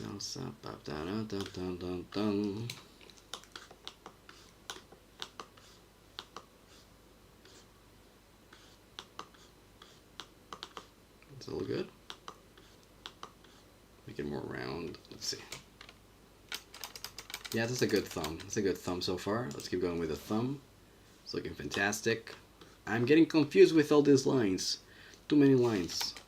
So this one is here, this one is here, so the middle one would be here. Kind of.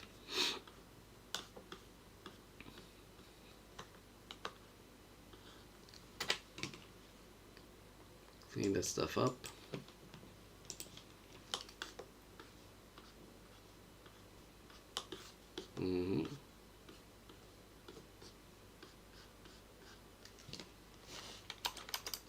Yeah, looks nice. Looks clean, dude. Yeah. I like a good, clean hand motion. This is almost a rotation that is usable. Look at that. When you move it fast, like on once, it looks pretty good. It looks really, really good. What do people say? Please get rest, buddy. Yeah, I will get rest after I finish the stream, eat my burrito, take a nap. I feel like I haven't drawn in forever. I forgot my entire render process. Yeah, it changes with time, doesn't it? Like if you stop drawing for a long while and then you have to do some of the things that before were like rituals, you go like, whoa, how did I do this? What was the first step usually? And that can take a while. That's what I meant before with when I go from animation to background drawing, I have to switch gears. And sometimes I feel like I forgot how to do certain things, which takes a lot of time. And yeah, that happens even worse if it's been a long while since I've done something. What's the thing that I haven't done in a while, for example? Let me think.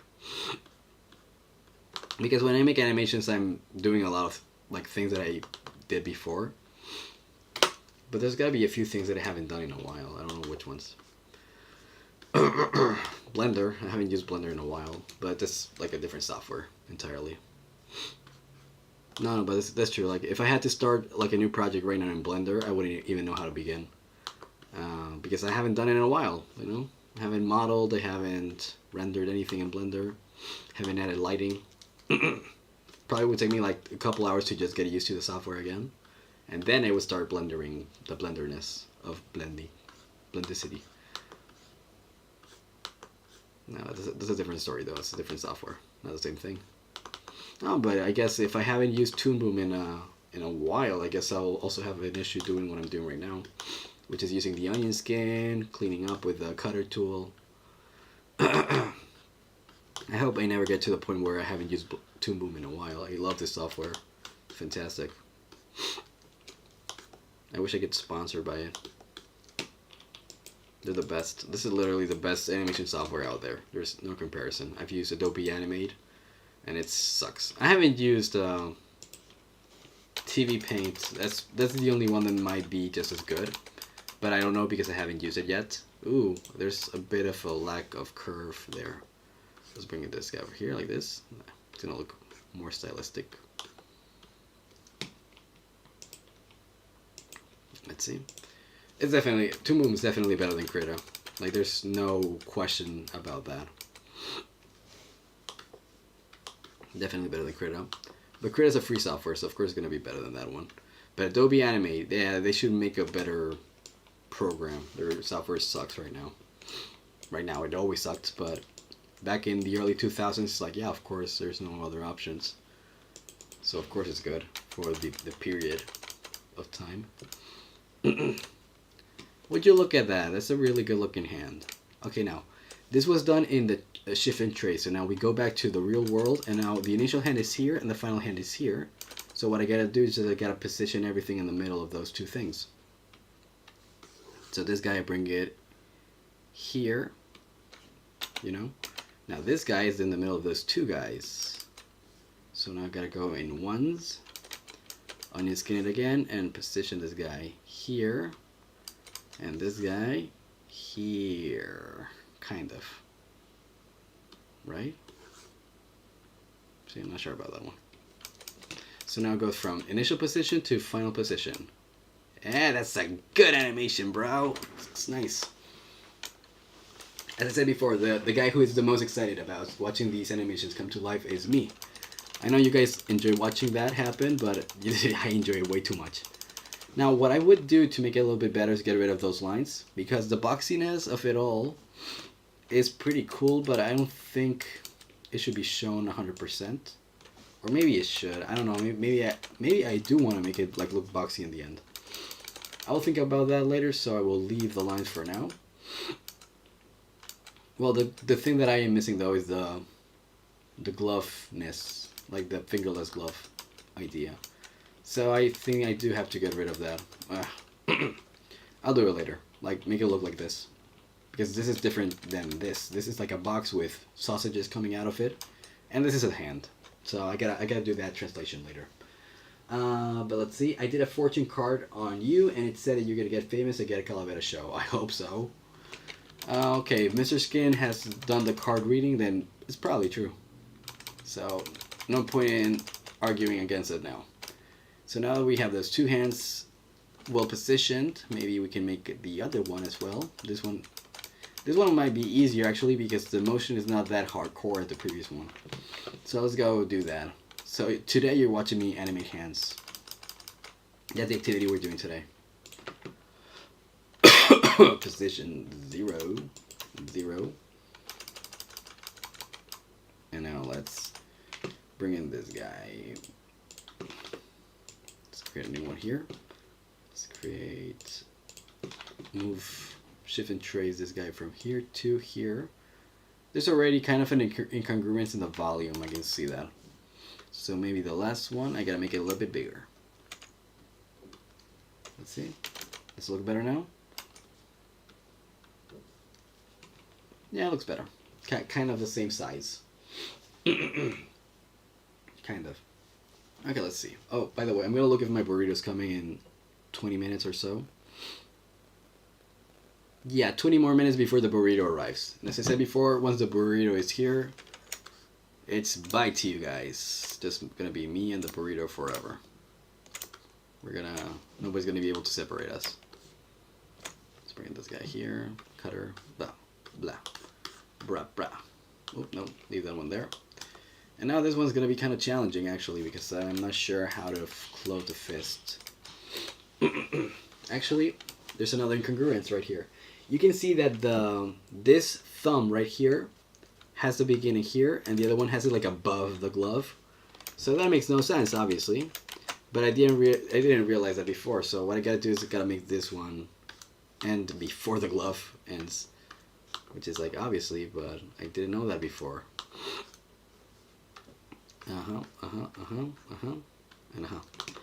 What I can do though is make the bumpiness of the glove like be represented with the thumb, so that can be nice to leave it there.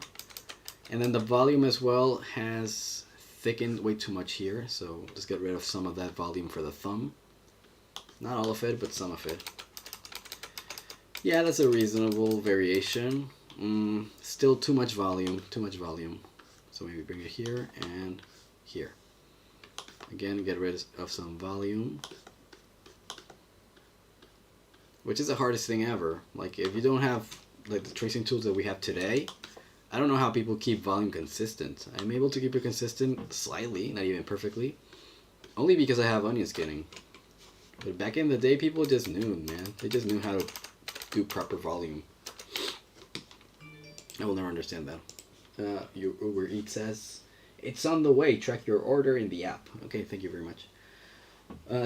Drew says, seeing all your time and effort and repetitive drawing paying off when you hit play is like on par with becoming a parent or a brother sister, pretty much. Countdown to Doom Burrito Edition. That's exactly what we're doing today. 20 minutes for 20 minutes to burrito. To burrito Doom. It's actually 15 now. Oh, actually, you know what? It's basically here because they just delivered it. Oh, you know what's right here? Oh man, I feel bad. But I already said it before. Once the burrito arrives, and it's gonna be in 2 minutes. Yeah, the countdown to Doom became countdown to 2 minutes to Doom. Yeah, I think I should have planned better my hunger and my ordering of food, because now I feel bad that I'm gonna end the stream like half an hour before I had planned it first. I was thinking about finishing later. But yeah, a man's gotta do what a man's gotta do. In this case, a man's gotta eat a burrito. So see you later, guys. I will be on the Discord, though. I will be talking to you there. So, goodbye.